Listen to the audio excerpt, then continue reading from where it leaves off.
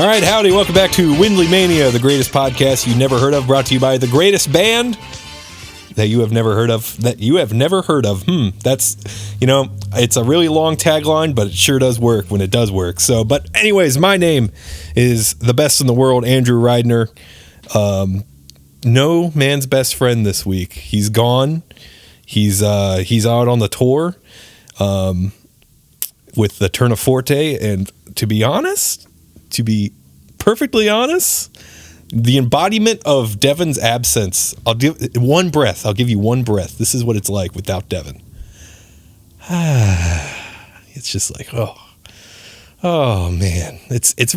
No, I miss the guy, and I hope he's having fun out there. He doesn't want to talk to me, bro. So, anyways, but I do have a guest. I'm not alone in not mine, but the Windley storage unit, of course. I'm not alone. I am with the great, legendary local photographer and other things, I assume, but we're going to stick with photography because that's what you're really good at. He's got a great work ethic. I love watching him get up there in the faces of people and doing his job. Daniel MacDonald. Hey, everybody. I am a mystery, even to Andrew, except for the photography part. Yeah. Well, how are you? I'm doing great. Friday night. Friday night. Chilling in the Windley storage locker.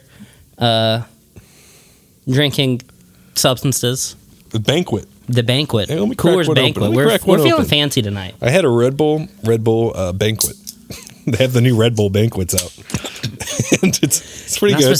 It tastes just like Red Bull, but it's a little something extra, Yeah, a little kick. Brewed with 100% Rocky Mountain water. Rocky Mountain way. All right. So wait, this is Rockies, right? Yeah, it is Rockies. It's Golden, Colorado. See, I've been calling them Rockies, and Devin started it, but we've been calling them Rockies for so long. I forget that it's Coors Light. I just I see the can. I'm like, oh, there's the Rockies. I love this is like Devin started that trend on me too. Yeah. I think it was like outside of the Next Level show like 7 months ago. This is very refreshing. Delicious. This is very refreshing. Yeah. It's a little fancier, I figured just because, Devin's not here. Devin's not here. Yeah. That's not what this episode is about, folks. This is, we've been back with the Windley Mania for a couple months now, and we've been really, really driving really hard. We've been talking to a lot of awesome people about their creative intentions and what they've been doing, and it's been a lot of fun. And but if you're a longtime listener, you know that this show, we just kind of do whatever the fuck we want usually. Dude, fuck rules, man. We don't need rules. We don't need rules. Yeah, burn down the house. Yeah. The roof is on fire. Mm-hmm. No rules. Steal from Walmart. Overthrow capitalism. Yeah. So,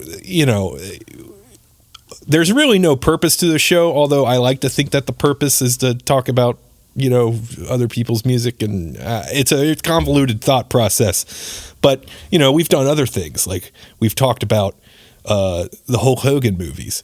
We've talked about some live action Yogi the Bear and Garfield and Daniel. Last time you were on here, you made me watch a horrible piece of shit. Terrible. I recommend you all watch Tiptoes and listen to the episode. It's pretty fun, but the movie's not. So, it's an incredible. But I feel like you got to watch the movie if you're going to listen to the episode. I feel like you would. I think everybody out there would enjoy at least one watch of Tiptoes, just because it's great to put your own body and mind to the limits. Mm-hmm. And I was to the limits. True. So I don't know if I might have timed and a halfed it. Maybe. Because on the playback. I know I did that for Fat Albert. It got to a point where I was like, Jesus, fuck, come on. But, so, I didn't have anything to do this week on the Windley Mania. It's our big special 80th episode after, we've been doing this. If you were to go back to where the show started, and if we were consistent with it, we would have been well past 80. But, breaks and stuff. Yeah, you can take a break. You got to take care of yourself. Quality over quantity, if anything. And this has been pure quality. Yeah. All 80 episodes. Well, we got to find out if this one's going to be good any good or not. So I kind of just wanted to fuck around and talk about movies. Hell yeah, I fucking love movies, dude. So that was my thought process. I was like, what can I talk about on Windley Mania this week? Because I don't got no guest right now. Devin's away. I want to talk about something I like, and I like movies. So let's just talk about movies, right? But I kind of wanted to get a little more specific than that. So I reached out to Daniel, who, I'm sorry to put a label on you, but you're kind of like my guy in my brain that's also on the same wavelength as far as it comes to the movies. Like, all my friends like movies, but they like, I feel like we're kind of like in the, we appreciate the history films and the absolutely. We're film connoisseurs.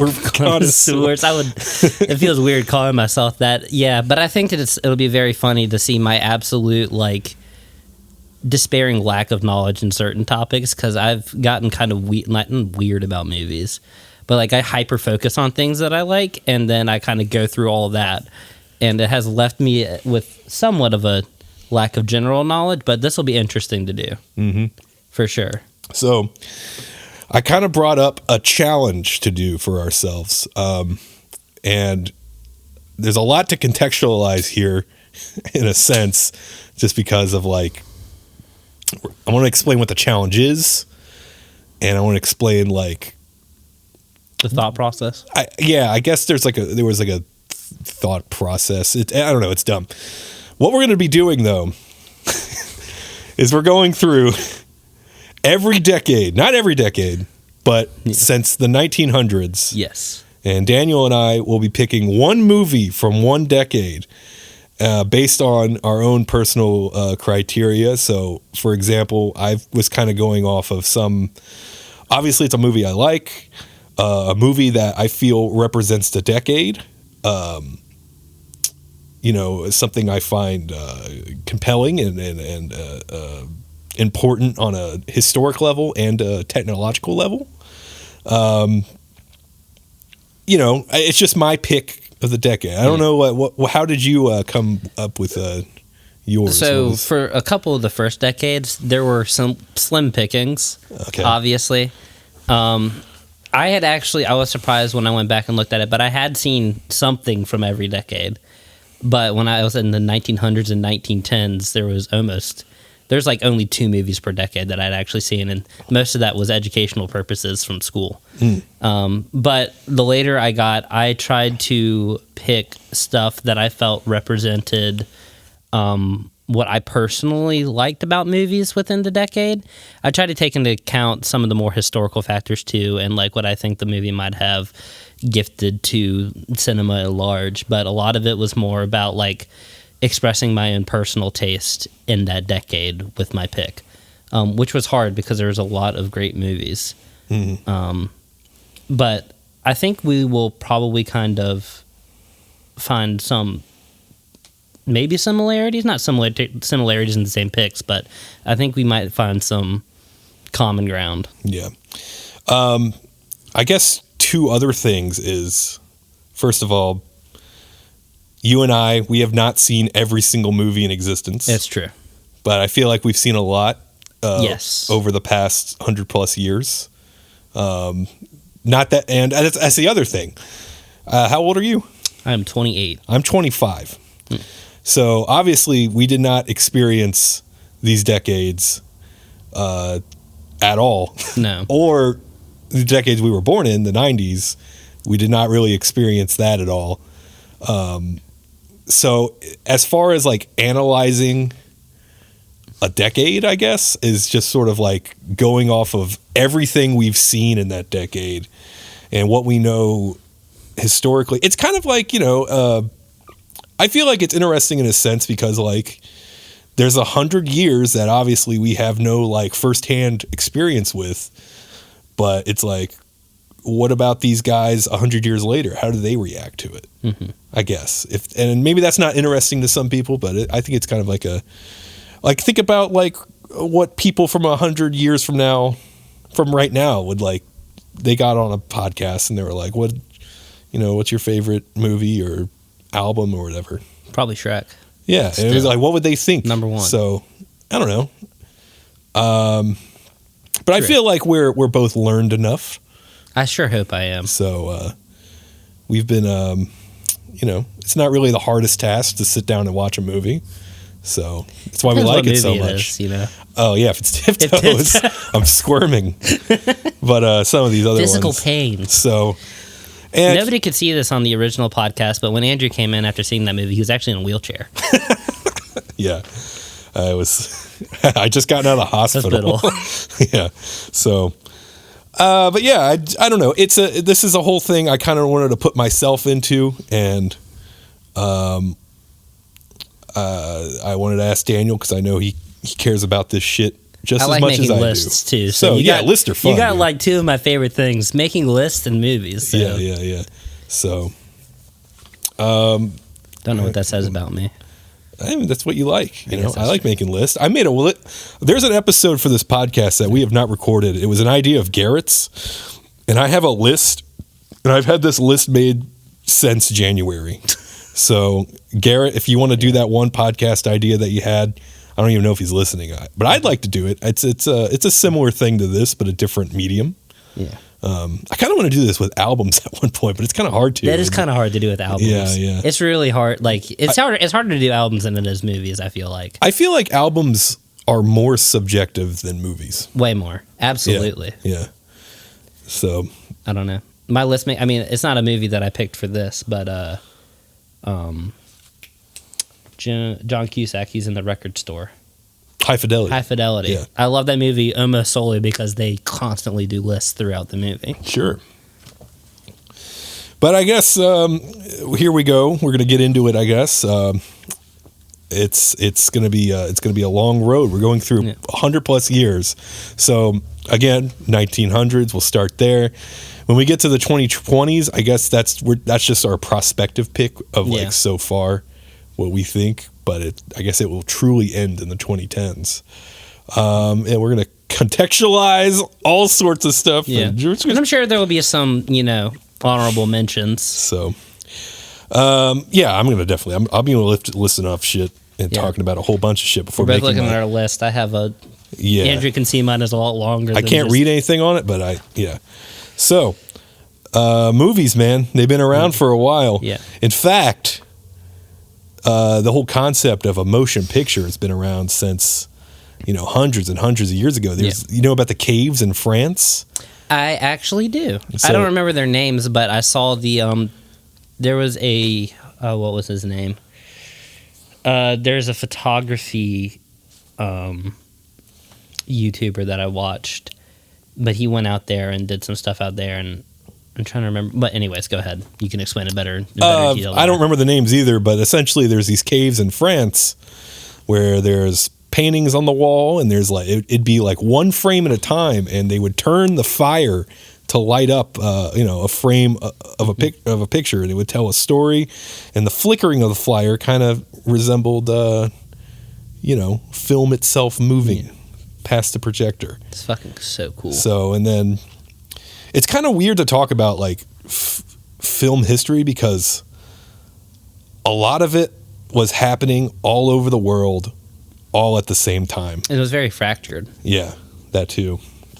But I guess we could have put the 1890s on this, but I decided to be kind. Yeah, that was very kind of you because I definitely have not seen anything from the 1890s. So I've seen a few things from the 1890s, and this is the two big things you need to think about is Thomas Edison and William Dixon. They were over here in America, and Edison had his patents. And of course, there's the famous movie Fred Ott Sneeze, one of the assistants at his lab. I guess it was a laboratory. It's him taking some tobacco through the nose and sneezing. It's very enthralling. Then you had the Lumiere brothers over in France who developed a lot of stuff. And I don't know, this was a lot of it was people being obsessed with actual projections, at least over in Europe. And then, as photography developed and people figuring out what to do, you got movies essentially. And a lot of the stuff in the 1890s was the Lumiere brothers called it actualités, which is basically it's kind of interesting because that's what Vine was in a sense, like just things happening in real life. In real life. So, and Edison would do the same thing where he would send, he would make these cameras, what was it, the kinetoscope? And he would send people all over the world to film real things happening. And it was just a novelty. So you got like the Topsy. You see the Topsy film, the elephant getting executed. Yes. So that was an Edison thing. Can't believe he killed that elephant. Yeah. There was personally the train arriving in the station. Yeah. And not only were there dollar signs as far as like the technology being produced, but you got to think like a lot of these business people are kind of similar with like a common carny you would find at a carnival, in the sense that like, how can we work our mark into getting more money? And that's sort of where the narrative comes in, right? Like there's only so many like actualities you could film. Yes. Like there's only, there's only so much out there, especially at that time, that you could realistically get. Yeah. And the unit does that sometimes. It's alive. Oh my God. But it goes to the machine. Yeah. You got to like start making shit up in a sense, right? You can't just like, there's the novelty of people like seeing things move like this, a picture moving for the first time. Which is where you get all those stories and, the talk about people running out of the theater. Sorry, the lights just came on and blinded me for a second. You could hear it in my voice. But, all the people who would run out of the theater because they thought trains were actually coming. Sure, we'll mention that. Yeah, train. Yeah. Trains coming. Train. Train, dude. Fucking. He would come out of the screen. And people would be terrified. Yeah. A gun being pointed at you. All sorts of shit. One of the first narratives was a French movie. I believe it was French. It was the sprinkler becomes sprinkled or something, or the waterer becomes watered. And it's like one of the first gags in film history where a guy's watering his plants and it stops and he looks at the nozzle and there's a trickster back there messing with the hose. With the hose and then he splashes in the face. So, but anyways, we kind of get to the 1900s. The 1900s through that. So, would you like to just say what your pick is first, or do you want? I want to go with your pick just in case we have the same pick, okay. And then I can adapt because I feel like I want to. Once we get later on in the list, I have multiple. So we can switch it up. I want to be able to adapt. I'll be able to adapt though. I'll let you stick with your pick in case we have the same pick. This, I had to do some research, and I did watch some stuff because they do have a lot of the stuff from the 1900s online, like 1900 to 1910. Yeah. Because it's all, out in the public domain now. And a lot of it's actually pretty short. So I picked something that I actually had seen before. I think I saw this for like a film literacy class in college. I took my freshman year just because I had to fill out credit hours. And it's called The Kingdom of the Fairies by George Méliès. George Méliès, yeah. Yes. Who was apparently like hot shit. Oh, yes, he was. Back at the time. Well, I remember that. He was the guy who found the cut. So he wasn't cross-cutting, which we'll get to, but it was the cut. So he, had his strip of film, and then when he wanted to change scenery, you would cut it and add the other strip, and you're in a different place.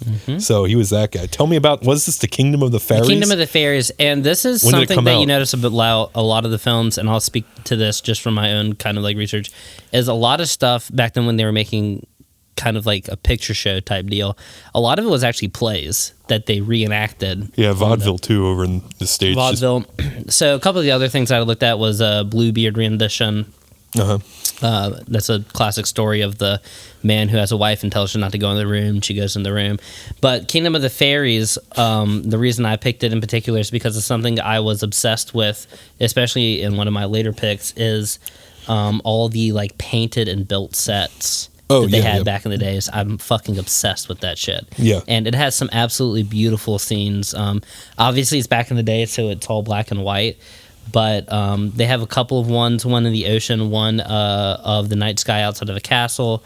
And it's all meticulously like hand-painted and all this stuff. And I find it absolutely just enthralling. I love that shit so much.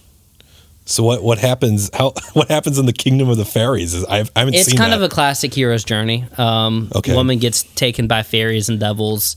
Man, it seems similar to another one that I was going to be my pick, but I changed it. But go on. But it's princess gets taken by fairies and devils, and her prospective hero bride or groom to be gets a magic sword, gets the call to adventure to go off and save her. Goes off, saves her, marries her. It's pretty simple. Yeah. Like a lot of the stuff in this time period, I feel like is pretty simple. Yeah. Well, the thing is, narrative structure. The thing is, you talk about like the sets and the stuff. Yeah. So you got to think all this shit was new. There was no cinematic language. Yeah. No, there wasn't. There wasn't like moving the camera to try to push out an emotion from your audience or whatever, or convey anything really. It was just like, so Méliès actually, his idea was to get the screen as busy as possible. There's a lot of people, you notice that. There's a lot of actors, a lot of movement going on, and it very much feels like you're kind of just watching a play because a lot of the sets are still designed like plays at that time. It's, pretty much facing front, you have the stage in the background, you have the actors in the midground, and then you kind of just see the stage ground, essentially. So it's almost kind of like watching a shortened play with almost no sound, except for the music that they've added in. Did you watch like a colorized version? I've seen I did watch a black and white version. Okay, there's been a lot of those like Méliès like colorized. There's a couple. Kind of looks shitty. Yeah, they do that. They've done that for a lot of movies, like from 1900 to 1930s and stuff. Yeah. But I kind of feel like watching the original cast because they're not. I mean, they're black and white, but some of them are shot in sepia too, which is like a color cast you could do with some of the film back in the day. But that's a whole other. Yeah. So I considered a Georges Méliès. It was called The Witch, and it's a very similar story where it's a witch kidnaps a girl, and this guy who's kind of like a knight has to like. That's essentially what. The thing that's interesting about it not only is the sets and the costumes, some really crazy looking like creatures, they go crazy, which is like funny to think of like. Some French guy with a cigarette hanging out of his mouth, just like dressed up like some nasty little demon. He's like, when do we move on?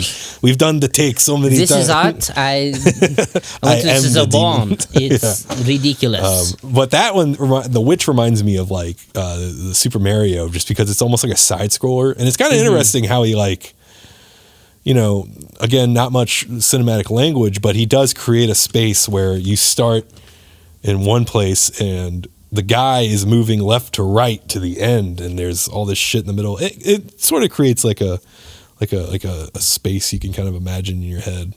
But I guess other mentions, 1902, also Georges Méliès, A Trip to the Moon. Yes, that was another one I considered. I hadn't seen that one before looking into it, but I decided to go with the one that I'd actually seen before just because. Yeah, I watched, I've seen that with like the original with no like black and white and whatever piano. I don't even know if it was like accurate to what they would play, but there was that one, and then there was another one. They did like a restoration like 10 years ago where they colorized it and they had Air play a soundtrack. Air, like Moon Safari, like the Vagabond. Yeah, Air. Yeah, it was kind of interesting. And then 1903, Edwin S. Porter, the Great Train Robbery, which had that was one I knew of, but I think I knew of it because it's so kind of profligate. Yeah, it's people like consider it the first narrative, but it's not. It's because it's American. But as far as like the Western, probably. There's maybe first like American narrative because Georges Méliès was French, obviously. Yeah, but like I guess, everywhere I've seen like the Great Train Robbery, like articles or discussion is like really? This is the first. Yeah, I don't know, like, but it's like. I mean, I feel like the other films that we've all named also have had narratives.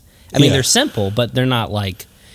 I mean, it's no. I disagree that it's the first narrative. Yeah, I understand. I'm just saying, like, in regards to the articles. Yeah. So there's that, and there's the famous shot with him pointing his gun at the audience and firing off a. Reminds me of a picture that Devin sent me once. Oh yeah. So, but anyways, my pick for the 1900s. All right. Again, there's only so much. I mean, people were making a lot of shit, but none of it's. It's kind of hard to. A lot of it didn't survive. Yeah. My pick, though, is called C'est Papa qui. Okay, so it's French, but it's translated to it's the dad who took the purge. It's a Max Linder picture. Max Linder was a French actor, and Max Linder was his like stage name. Yeah.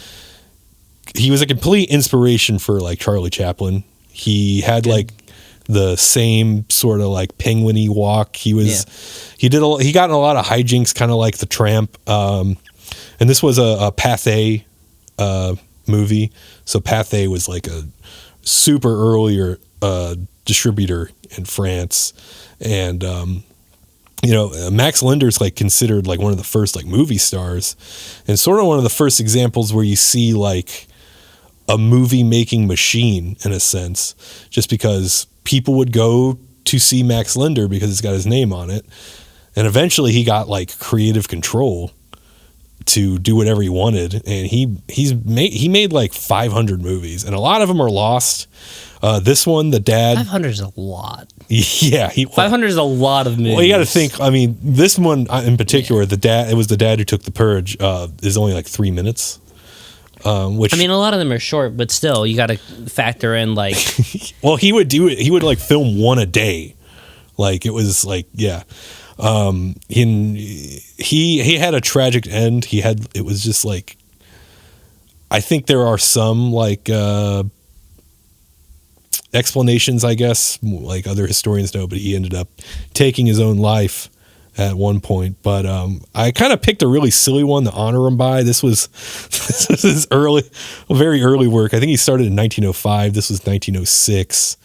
The dad who took the purge, and it's essentially Max Linder in this picture.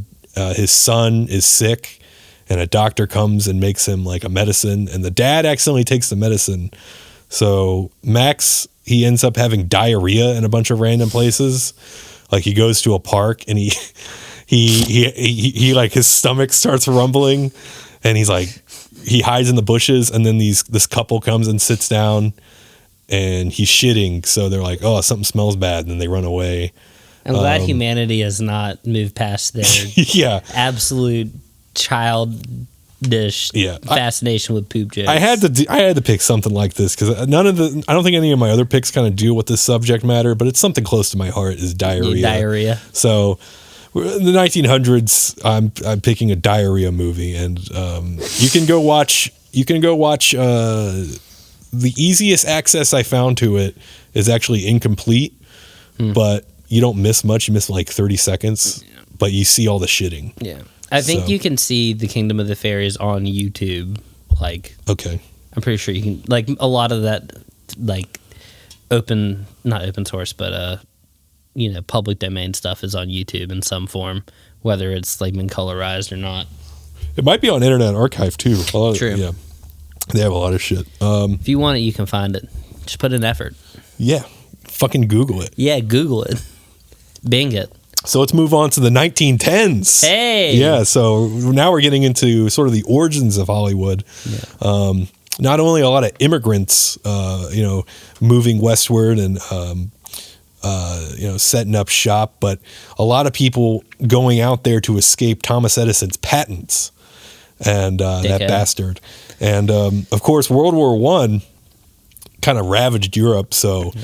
It really did leave America. We were chilling, dude. Yeah, it left America like, enough room to become like the leading producer of movies. And what better name to start off with? So what's your pick for the 1910s? Mine is Well, I had actually seen a couple of films by this person, but I picked one because I was hanging out with my dog when I was doing this list. I picked A Dog's Life by Charlie Chaplin. Nice. Which is, I wanted to pick a Charlie Chaplin film because some other stuff that I wasn't able to fit on my list down on this stuff were things that I watched very young as a kid with my aunt, renting stuff from Blockbuster.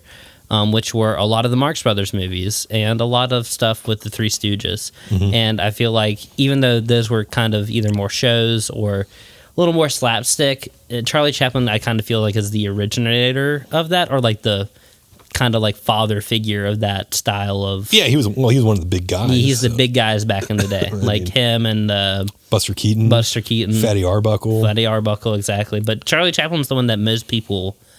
No, yeah. I feel like. Well, I mean, he was like considered the most recognizable guy in the world during his time. So. Yeah, till Hitler.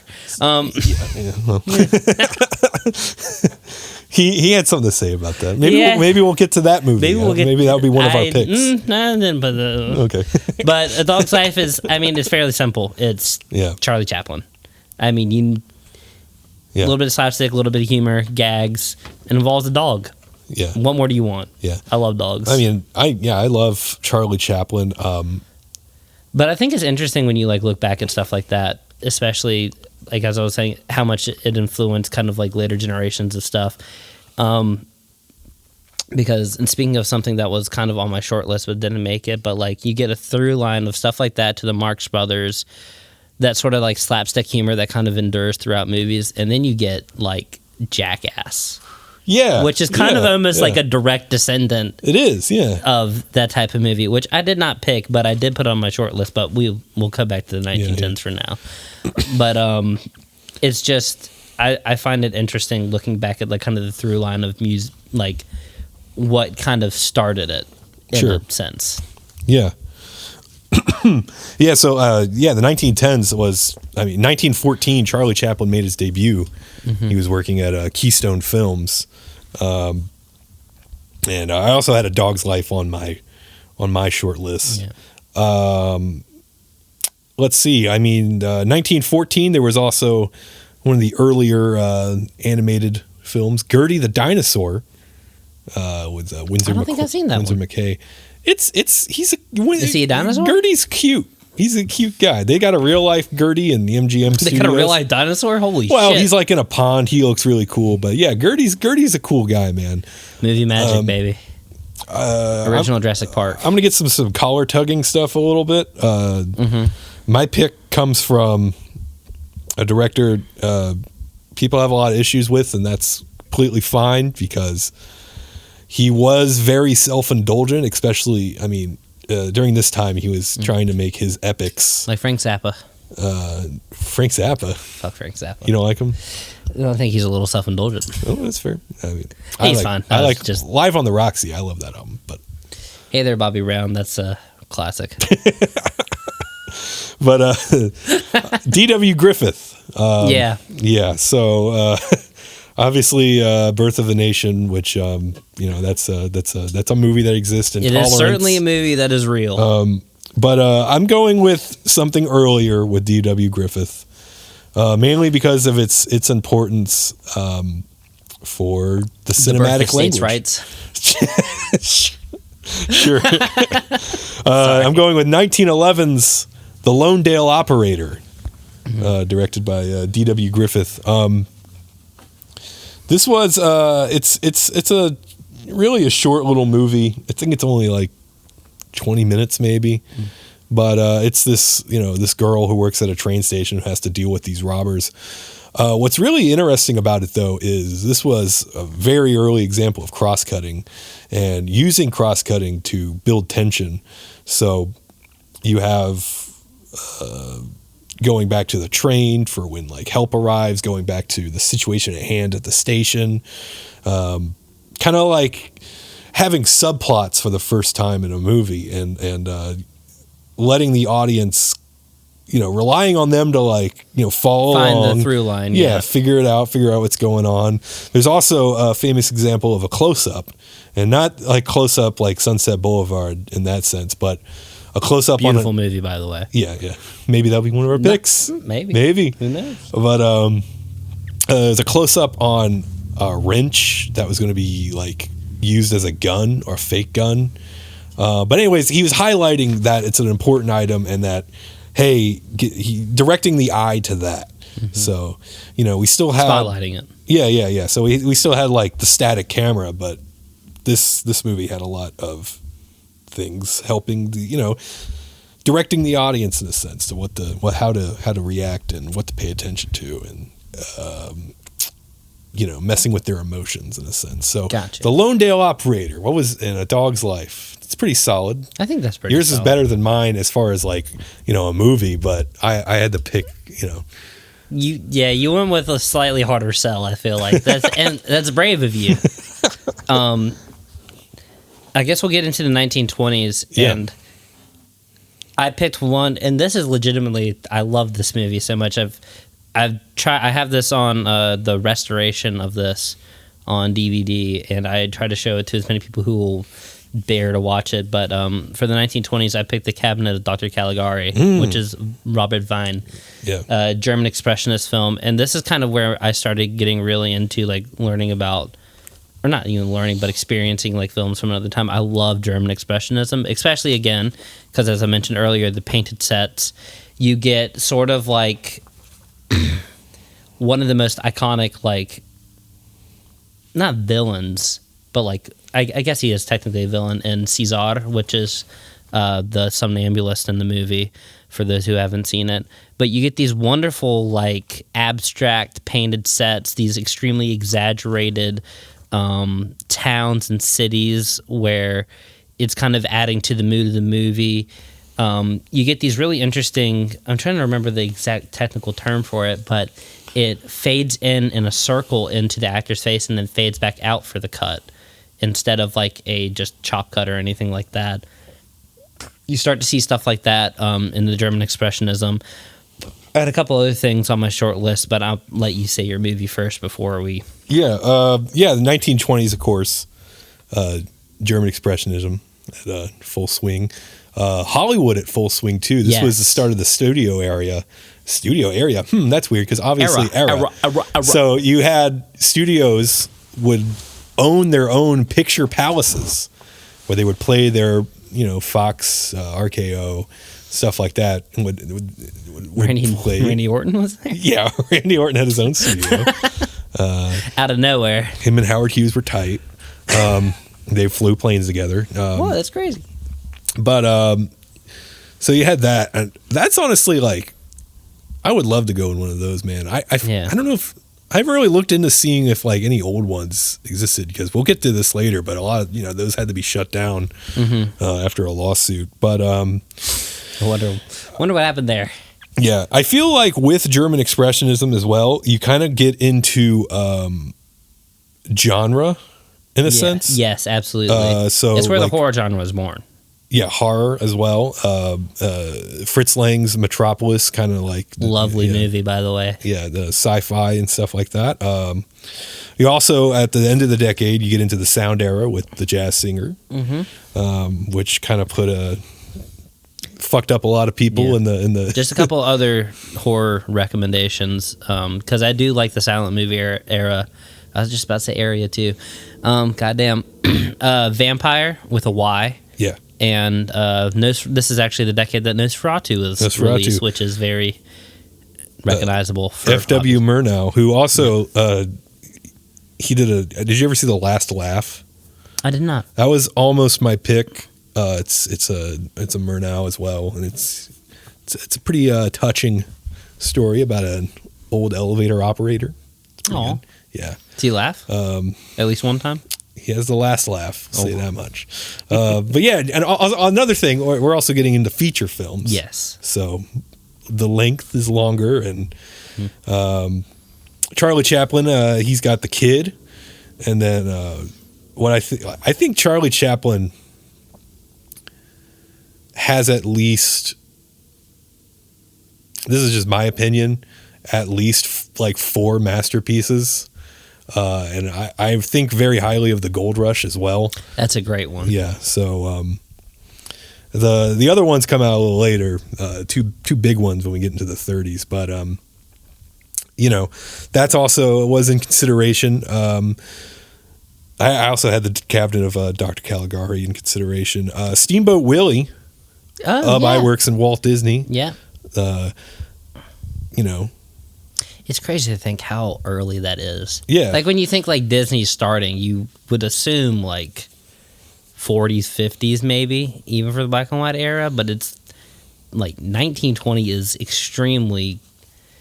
1928. 1920, that's nearly 100 years ago. Yeah.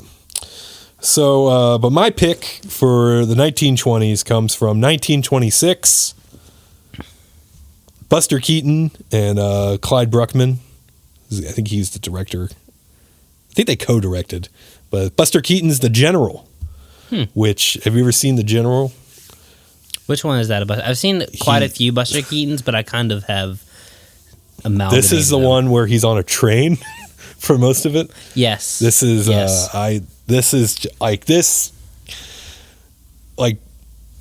I don't like it is like if you've never seen The General, you got to watch The General. I mean, it's one of the more famous movies back in this time period. But God, you watch this motherfucker on the train. Like Tom Cruise has nothing on this dude. He's like navigating on this train, like avoiding dangerous obstacles, and at the same time establishing this. Not to mention the safety rules back then were not what they were today. Yeah, well, I mean, he would falling from like off the top of buildings, letting fucking buildings fall down on top of him. Like he's doing all sorts of shit. But in The General, I mean, he's not only like, again, navigating on this fucking train, he's establishing this space so the audience understands that, oh shit, there's a cannon there, and the way that will interact with the space over here when they come up on this corner and this other train over here. And another thing is like the jokes are building up on top of each other, so like this joke affects the next joke. That one affects this one. He's called. And by the fifth one, you're like, oh shit, that's from the first joke. Yeah, it's a callback. Yeah, it's insane. So The General was my pick for the 1920s. This was when things were getting a little tough for me as far as a pick, but I rewatched the whole like main train segment again, and I was like, oh, these first 3 to 4-ish decades are kind of rough in general. I mean, 1920s gets a little bit easier because of the German Expressionism, and I love horror movies and kind of seeing the like bones of where it came from. So Caligari is something that I've watched quite a few times. If y'all haven't seen it, you can find like free access versions on YouTube again. Yeah. But I highly recommend trying to find either a restoration. Did the 4K come out? Yeah, that's what I have. Okay. Which is, and I really think it's, and for those out there, Cesar from Dr. Caligari is the original goth icon, so sure, watch it. I know that'll get somebody out there to go see it. So, and Nosferatu as well in that same. Yes, the thing is, I don't think Nosferatu is like a good movie, but it's like Orlok is a very like interesting character. Yeah, he's iconic. Yeah. But also, it's like kind of interesting to see that because then you get to like some of the remake, or like you get the Dracula stuff. And then you get like the remake of Nosferatu by the Redux with Doug Jones. Is that what you're talking about, or is there another one? No, it's the other German director. It's much later. What's his name? How have I meant to write it down and I have failed to. What about it though? He kind of redoes the whole story, but he does it with like modern technology and sort of like a modern eye for cinematography, and it's absolutely beautiful. Like all the darks are so like, it's like pools you can fall into, and the lighting, and it's just incredible. But I think you get a greater appreciation for it when you see like where you started with it. Yeah, that's another fun thing. I'm sure I'll remember his name by the end of this. Another fun thing Werner to do. Herzog. Werner Herzog. Werner Herzog. Werner Herzog. Yeah, he did a Nosferatu remake. That was really good. It's all right. Yeah. Sorry, it's all right. But yeah, putting yourself in like the shoes of people experiencing all this for the first time is really fun. Yeah. Anyways, we're gonna move on to the 1930s. Last rough decade. Pretty rough. You got the Hays Code being instated. Yeah. Which I guess for those who don't know is essentially this code that it was a censorship. Yeah, it's almost like a morality code. Yeah, it was based off of dumb shit. Yeah, dumb shit. Kind of. Man, those people back from the 1930s were fucking stupid, dude. It kind of. I'm just kidding. You can when you go back and watch like movies during the Hays Code, you can kind of see like how some people couldn't really adapt to it that well, and it kind of ruins the story. Which is very funny because I picked another European film for my 1930s. Okay, they had a version of it too. I forgot what it was called, but yeah, there was a. This is a You're still recovering from the war. They had a little. Yeah, but also for America, we had the Great Depression. Yep, not good. And we had the introduction. In fact, what? Don't like it. Hope it doesn't. Why do they call it great? Yeah, true. How about the terrible, no good depression? Yeah. How about the let's not do this again, except for 100 years later, or actually in the 80s? But we'll get. We had some color, and of course, the introduction to the Universal monsters that we'll get to. I kind of focused on what was going on here. What else was going on in the world? Are you aware of besides impending war? The rise of fascism. Yeah, that too. We had to deal with that. All sorts of fun stuff. This which is very funny because the movie I picked is German, but it's kind of earlier. It's the movie I picked is called M. You didn't pick that one, did you? No, I thought about it. It's so good, though. I'm actually picking my 30s pick as you talk, so go ahead. So I was looking at M by Fritz Lang is a movie about a serial killer. I think it's the first serial killer, archetype. It's not the first, but it's like the first, like what you would recognize as a serial killer movie. Because I think The Lodger, which came out in the 20s, is a Hitchcock movie where there's a serial killer. But M by Fritz Lang, I think, is where you would find like a lot of the archetypal, like what do you call them? Tropes of a serial killer movie. It's a movie about a murderer who targets children. Played by Peter Lorre. Peter Lorre, yes. Who targets children, and his crimes are deemed so great that even the criminal underground begins to hunt after him. Yeah. And there's a scene in the end of the movie where the criminal underground finds him instead of the law enforcement, and they hold a kangaroo court. Spoilers, by the way. Spoilers. Yeah, it's from the fucking 30s, all right, people? Yeah, I guess we should have said that for the top. Spoilers for all these movies. Yeah, hold on. You want to record that real quick and put it at the beginning? Yeah. Hey, people, we're about to spoil the fuck out of some movies, so if you don't want to fucking hear spoilers, then don't listen. Or do listen anyways, and then get mad. You can call Andrew about it. Yeah, call me. But you should watch M, though. You should watch M, but it's really, really good. And I think this is kind of the era where you start to get, like, cinematic technique to start to, like, develop even more. Like, you get some really incredibly beautiful shots. It's becoming an art. You get these incredibly beautiful, like, lit shots, even in black and white, of this man and close-ups of his face where his eyes are, like, bulging in fear. Well, he was born that way. He was born that way, but also the close up and the distortion of the lens doesn't help. Yeah. Let's be honest. I have to mention this is 4 years after The Jazz Singer. This has a great use of sound. It does. With in the Hall of the Mountain King, I think which is something I had to learn for a piano recital when I was in middle school. How'd you do? Oh, all right. I'm gonna be honest. I should have practiced more when I was a kid. Didn't really understand the what I was learning in terms of like this is a skill that I could appreciate for the rest of my life. But I wanted to do other things like play sports and video games. Yeah, M's a great pick though. I have the Criterion Blu-ray. Oh, do you? Yeah. Oh, that's sick. I had to watch it online. I found it through means. Like well, if you want to watch a nice the copy restoration, of it, I mean, not the original, because the original is public domain, but the restoration is not public domain. you guys can figure that out. All the listeners of this podcast are extremely intelligent. That's what I've heard.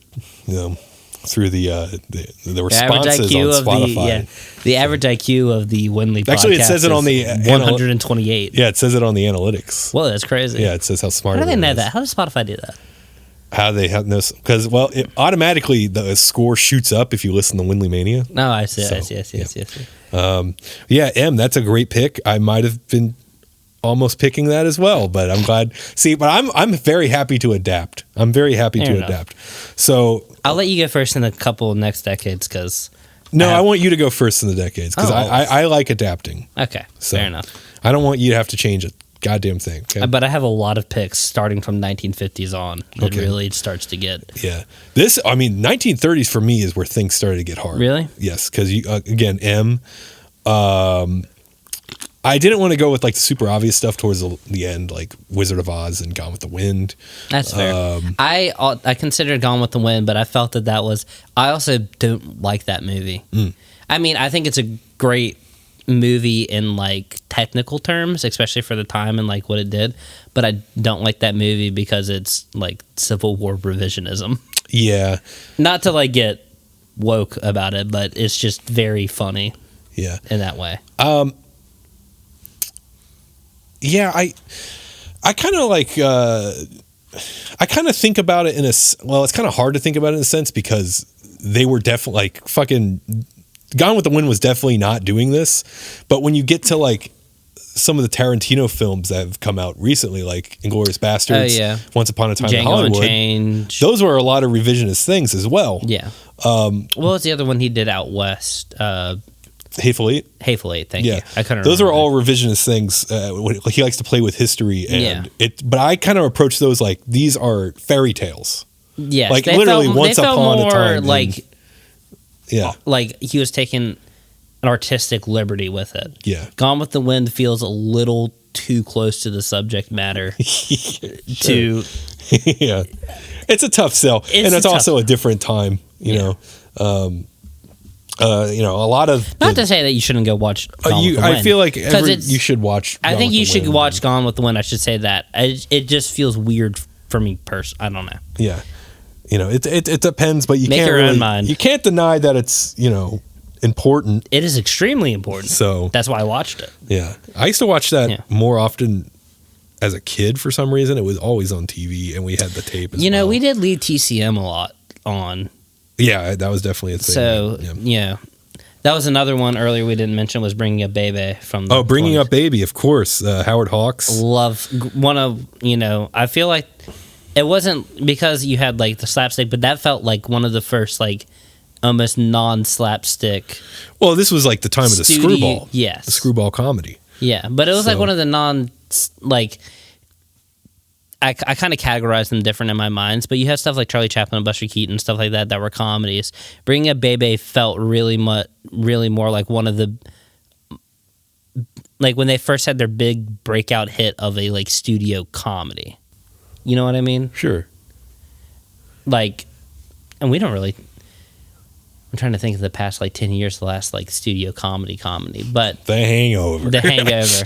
Yeah, like I'm now watching like comedies from the early 2000s that I never watched. You seen Tropic Thunder?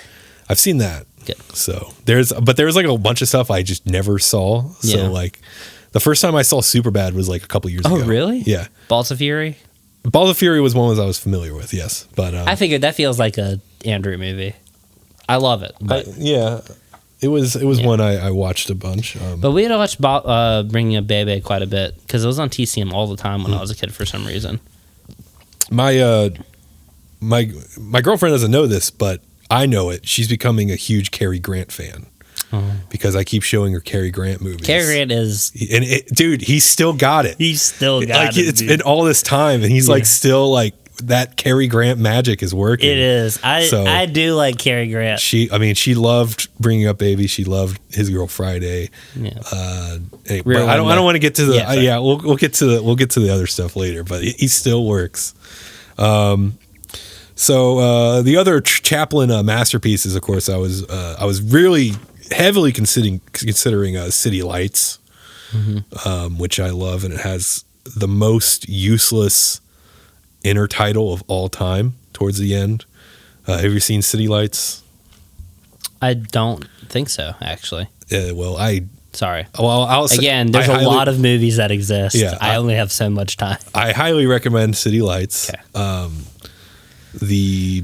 There's a scene where he enters himself in a boxing competition, and it is fucking hilarious. But there's a one-worded or two-worded like intertitle that is just because this is a silent film. Yeah. And completely useless and kind of ruins the emotional moment of it. But regardless, I still look at it as a masterpiece. Also, Modern Times, which, I mean, this is 1936, and he's still a silent film. There's a lot of sound elements and other people talking, and of course, the Tramp sings in that as well at the end. But highly, I love that one as well. Man, we got a lot of shit. So I'm picking my pick now. So we got King Kong came out in 1933. King Kong. That's a great pick. Son of Kong stinks, but King Kong's fun. Stagecoach by John Ford. That was on my short list. Yeah. Stagecoach. I don't think that's his. I think The Searchers is his masterpiece. Sorry, I didn't mean to skip ahead. I love The Searchers. I'm happy you mentioned it. It's not. I didn't pick that one, but that is a great movie. But we'll get to that later, I guess. But I feel like that's his masterpiece. Yeah. Stagecoach, I feel absolutely like masterpiece in anti-Native American sentiment. Yeah, well, you know. I mean, it's still a great movie, but Stagecoach, of course, being like the first, like, here's John Wayne. Here's John Wayne. Look at him. Isn't he great? He's going to be here for another 40 years. Yeah. Enjoy him now. You're going to have a lot of fun.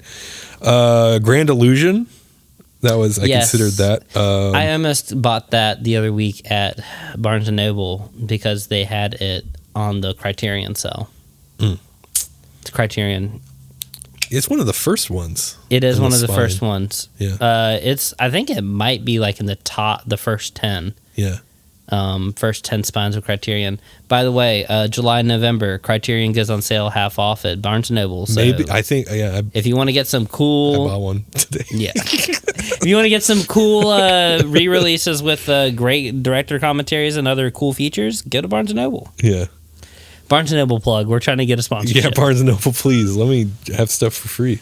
Maybe they'll give you money. Sure.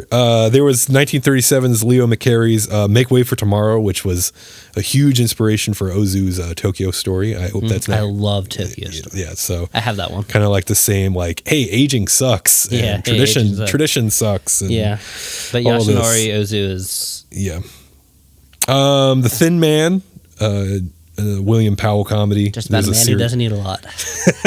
I wish, but it's a little more complicated than that. That movie's complicated as all gets It's really out. complicated. And there's a whole series. 42nd Street, The Public Enemy. But let me go ahead and pick my pick for 1930s. I'm going with 1939's Ernst Lubitsch. I said his name completely wrong. I'm sorry. But Ninotchka, starring Greta Garbo. I haven't seen that one. She plays. It's about a lawsuit between. It takes place in France, and it's about the these Soviets come over to. This was during the time where Soviet Russia was selling a lot of their like assets because they did not have any money. So. They were selling these jewels that belonged to the former Duchess of Russia. And she picks up on this. And so her lawyer kind of like pursues the, the jewels and kind of like figuring out a deal how to get possession of the jewels again. And that's where Greta Garbo comes in to kind of oversee this for representing Soviet Russia. And she eventually becomes communist, and it's kind of weird in a sense. It's very anti-Russia. This can't movie, imagine why, but it is a very it's a little early delightful, charming screwball comedy romance. It is very fun. Greta Garbo is hilarious in it. With her character is just has no sense of humor, and then watching her evolve and fall in love. Ninotchka, I definitely, I highly recommend it. So that's my pick for the 1930s, baby. Hell yeah. That's a great pick. Yeah. And we'll move on to the 1940s, and this is where things get hard. I think I'm going to have to pick on the spot again, but this one's a hard one for me because this is sort of... I don't think you'll have picked this one because this is an outside pick. I'm picking my favorite Hitchcock movie, which is Rebecca. We're pretty similar in picks, but... I'll stick with mine, but go ahead with Rebecca. Rebecca is I think it's personally my favorite Hitchcock movie. Yeah, this is his debut in the United States. I'm pretty sure this is his debut in the United States. It is a movie about a woman who falls in love with a richer, widowed man who ended up not murdering, but like manslaughtering his previous wife in a weird way. It's a weird twist. I won't get too much into it, but it's also a movie where Hitchcock somehow has like one of the one of the more notable like lesbian sort of love triangles with the maid and the previous woman. They don't say it outright in the film because of how people were back then, but it doesn't take a genius to really kind of see through that. Also, incredible soundtrack, incredible lighting. Some of the locations, not even the locations, but like the way that they've kind of shot the interior of this man's mansion are absolutely beautiful, especially for the time, and even in black and white. I highly recommend it. And I had a second pick, but I will let you give your movie first before I mention it, because I feel like it's definitely an honorable mention. All right, but the 1940s, film noir was in full swing. I feel like it's argued that it started with The Invisible Man in 1933, but we're getting more of a traditional sense, which kind of brings me to my pick, I suppose. I was going to pick a Hitchcock movie. But I want to kind of keep it a little balanced, maybe, just in case. I feel like this will be a fun list, maybe, if you haven't seen any of these movies to go through and watch. You should still watch it. I was going to pick Notorious. Oh, that's another great Hitchcock movie. Oh, my God. Cary Grant as well. Yes, also Cary Grant. And if you've seen the movie, then you know. Great train scene in it, too. Great train scene. Great staircase scene. Yes. Probably the best scene that takes place on a staircase. Yeah, they had another great staircase scene. I can't remember if it was Cary Grant, the other Hitchcock movie, the one where they took the word gaslighting from, but that's not the name of the movie. Oh, Charade? No, that's not it. Was it Rope? No. That was Jimmy Stewart. Are you thinking North by Northwest? No. Anyways, sorry. It might have been Rope, but that was Jimmy Stewart, not Cary Grant. You're right. I had to call him Jimmy, by the way. Yeah, I call him James, actually. I call him James Lee Uzzle. You ever watch... Now, wait, what if they had the same voice? What if James Lee Uzzle and Jimmy Stewart had the same voice? Yeah. Can you do an impersonation? I can't really do it. Oh, what's a Turn a Forte song? Hold on. Cemetery Life. What's the one that starts off where he sings immediately? I think the most recent one? Yeah. Tesla, that's what I just did. Cemetery Life. Cemetery. And I don't even want to be here. February. Steps up to the line. But yeah, I was going to pick Notorious, but again, going to keep it balanced. Film noir, baby. I'm going with 1941's John Huston's The Maltese Falcon, baby. Oh my God. Great movie. So Humphrey Bogart, Mary Astor. Talk about a star. Peter Lorre, Cindy Greenstreet, the Fat Man. Another TCM classic. That shit was on there all the time. All the time. Literally, yeah. There are quite a few movies. Like, they obviously showed a extreme range of movies, but I really feel like The Maltese Falcon and Bringing Up Baby, and then I want to say it was another Cary Grant movie, I felt like are on there constantly. Oh, man. Anyways. But Maltese Falcon, really just sort of opened the floodgates for the traditional sense of like film noir, where it starts out simple enough, hey, my sister's missing, and then just fucking convoluted as all gets out. And it just really gets more complicated up until like the last 10th of the movie. Yeah. Beautifully shot by Arthur Edison. Yes. I think I actually talked about, if I could find my Noirtopia map where I drew Humphrey Bogart. Here we go. Oh, nice. We never posted this, but there he is for my theme park I made for Noirtopia on a past episode. Andrew. I championed for all the audio listeners out there. Yeah, the Arthur Edison where Bogey. Yeah, Bogey. That was his nickname. I have a cat. We call him Bogey after him. It's named after Humphrey Bogart. Well, I don't remember what its real name is, but I call it Bogey. So, yeah. One of my secondary picks for this decade would have also been a Bogart film, which was Casablanca, which I feel Michael Curtis, which is surprisingly in the 1940s an anti-Nazi film. Yeah, pretty on the nose. I mean, 1942. I feel like we were getting to that point where this is after Pearl Harbor, obviously, and they were trying to like build up some steam for the war effort. Yes. So I feel like that makes sense for... we were breaking free of the isolationism from Woodrow Wilson, God bless. But even before that, in 1940, the great dictator, Charlie Chaplin, I mean, he was kind of on the whole thing before. Yeah, but comedy always gets there first, I feel like. This was like Casablanca is like a romance drama. Yeah. And it is seriously an incredible film if you've never seen it. If you somehow have never seen Casablanca, seriously, watch it. I'm begging you. You gotta watch it. You gotta see it. It is required viewing. Let's see. Some other. It's a Wonderful Life. Frank Capra. A great movie, but my mom loves that movie so much. That and Miracle on 35th Street. 34th Street. I can never remember. It's 30 something. I like Miracle on 34th. That's a pretty good one. But she loves this kind of like Christmas. It's not necessarily Christmas, but it's kind of a Christmas movie. You know what I mean? Kind of fits the vibe of the season. Sure.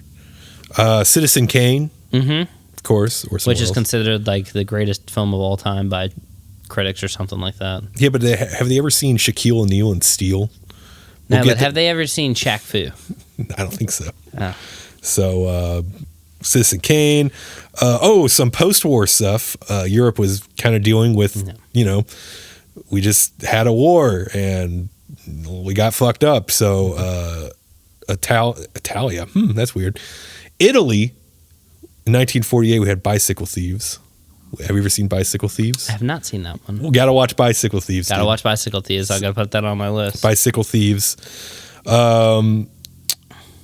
Late Spring by Ozu, which I watched for the first time this week. Oh my god! I know I know that this might come up again, but I love Yoshinori Ozu. Yeah, he is an incredible filmmaker. Japanese movies back. We'll see in the 50s. This was the first of the. There's a trilogy, the Noriko trilogy. Yeah, the Noriko trilogy. Yeah, I believe Late Spring is the first one. So and then. The Shop Around the Corner, another Ernst Lubitsch film in 1940. Jimmy Stewart. That's a fun comedy. That one inspired You've Got Mail with Tom Hanks. I highly recommend that. Jules Dassin with The Naked City. Another noir I kind of wanted to point out was Leave Her to Heaven by John M. Stahl, which has like a really great femme fatale. Who played the female lead? Not female lead, but the... in Leave Her to Heaven? Yeah. Gene Tierney, who also played Laura in Laura, which is also a great Otto Preminger film noir. Okay. Dana Andrews. I recognize her face, but I couldn't place her like in something else. Another favorite, Billy Wilder's Double Indemnity. Yes, Double Indemnity. Which I'll have a mention for him later. I'm worried now. But all right. It's not my pick, but John Huston's The Treasure of the Sierra Madre. Yeah. Another Humphrey Bogart. 40s baby. So again, what was your pick? Rebecca by Alfred Hitchcock. And mine was The Maltese Falcon. Great pick. So I love the 40s. I love this era. There's so many other movies that I didn't mention. Now we get to the 50s. The 50s is fucking insane because not only You got movies. You got TV. You do get TV. You got fucking a lot of gimmicks though, like 3D and Cinescope and VistaVision. No. The Cold War was going off. You had a lot of genre, so a lot of sci-fi. And this is where I think, I mean, there was already a kind of a larger international scene of film, but this is where they start to really intersect in like terms of like stuff getting stolen from other not stolen, but inspiration being taken from other countries into. So for the 1950s, I do have a couple of things that I had not picked. I wanted to mention, you mentioned Billy Wilder earlier. I did not pick this, but Ace in the Hole was on my short list. It's a movie that stars Kirk Douglas in one of his biggest roles. It's a movie about a man who is trapped underground. It's a real life story that they adapted to this movie. A man who gets trapped underground in a cave, and the man who first finds him starts to fabricate the situation to make a news story out of it so that he can profit / get his job back. And it's not a noir in the sense of like a detective movie, but the mood is very much noir in a sense. Bleak. Couple other movies. Seventh Seal. I wanted to mention Ingmar Bergman on my list. So I haven't watched that.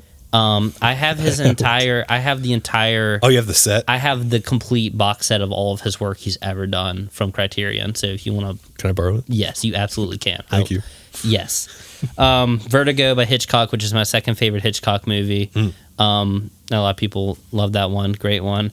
And my pick for the 1950s is Rashomon by Akira Kurosawa. Nice, yeah. Which is a Japanese film, and it is one of the most incredible things I've ever seen. It's like the birthplace of like the unreliable, not the birthplace, but it's like where like the concept of the unreliable narrator like kind of reaches its full peak. Yeah. Well, you know what they call it?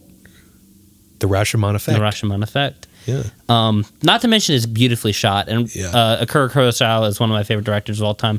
He is like incredible at using movement in his film, where to cut, when to cut. He's if you've never seen a Kurosawa film, I highly recommend.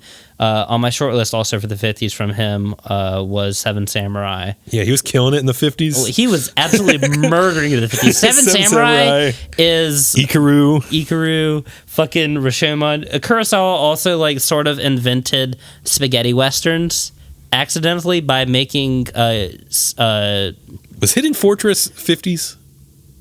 I think Hidden Fortress was 50s. The next decade was when Yojimbo came out. Which is where Sergio Leone got the idea for the Dollars trilogy. Oh, okay.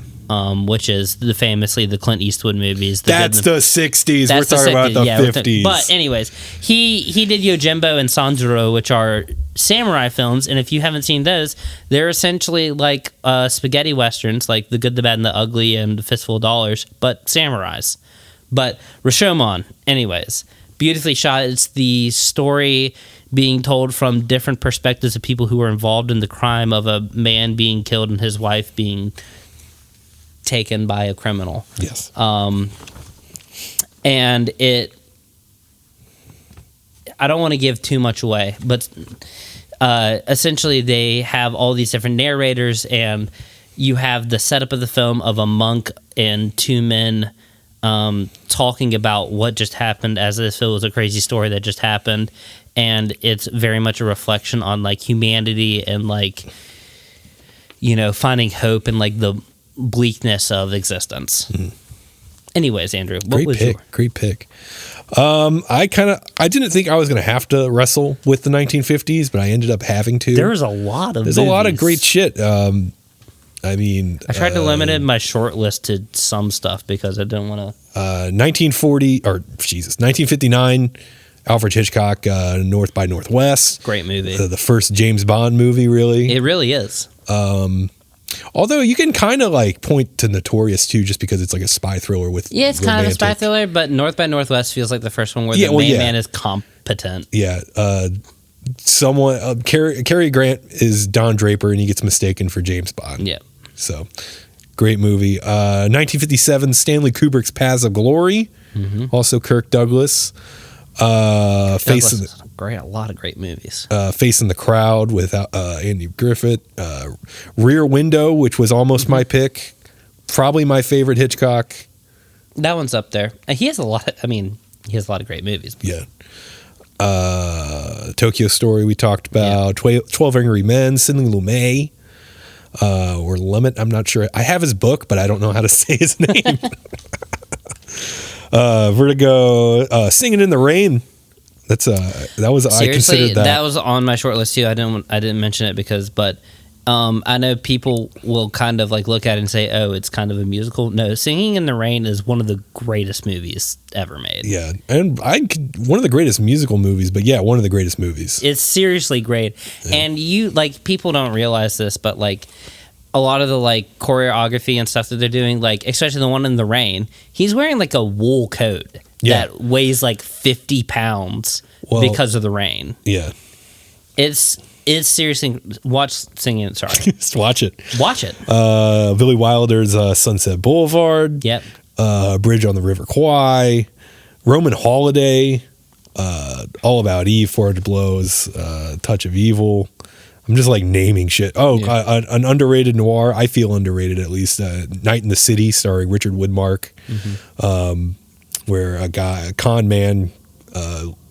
He's already skeezy and he kind of lowers himself even more, and it's a great story. The Searchers, and I wanted to mention the Bub Bodeker westerns as well. The Tall Tea. If you ever seen any of those, all Randolph Scott movies. But my pick for the 1950s comes from weirdly enough another sort of Russian. Well, this one actually is a Russian movie. 1957's The Cranes Are Flying, which I've talked about on this show. You have mentioned this. Which episode was that? I don't remember. I kind of randomly mentioned it because I had just watched it and it still affects me. Like I haven't seen a lot of the Russian movies I've seen, or the Soviet, however you want to say it. Later into the 70s and some 60s stuff, but before that, there's some other ones I haven't really seen. I kind of got I feel like a lot of it gets blocked out of my memory because I think of Tarkovsky. Yeah, Tarkovsky. Immediately. So. Whenever I think Russian or Soviet movie, I think of Tarkovsky, and then I can't remember the name, but he was like not necessarily animation, but he did like puppets. Oh, I don't think I know that. And he's been working on like a movie for like 40 years now. It's something insane. I'll have to look it up later and tell you about it after this. But I think about this sort of documentary I watched about him, where he did these sort of like stop motion / animation puppet movies, and they're incredibly like emotional. They're great. Anyways, but the Cranes Are Flying takes place during wartime for Russia, and actress Tatiana Somova plays this girl named Veronica, and her what's her boyfriend's name? I always forget. I don't know. Connor. I always forget their names, man. I'm sorry, but I've never. This is like actor this names, is the great like just show. It's a little propagandy sort of for this time. Like you can kind of interpret the ending as sort of like, let's do anything for our mother country. But the way I interpret it, it's just sort of like these two people had so much love for each other, and it is not even like through like the performances. Well, obviously through the performances, yes, it is portrayed that way.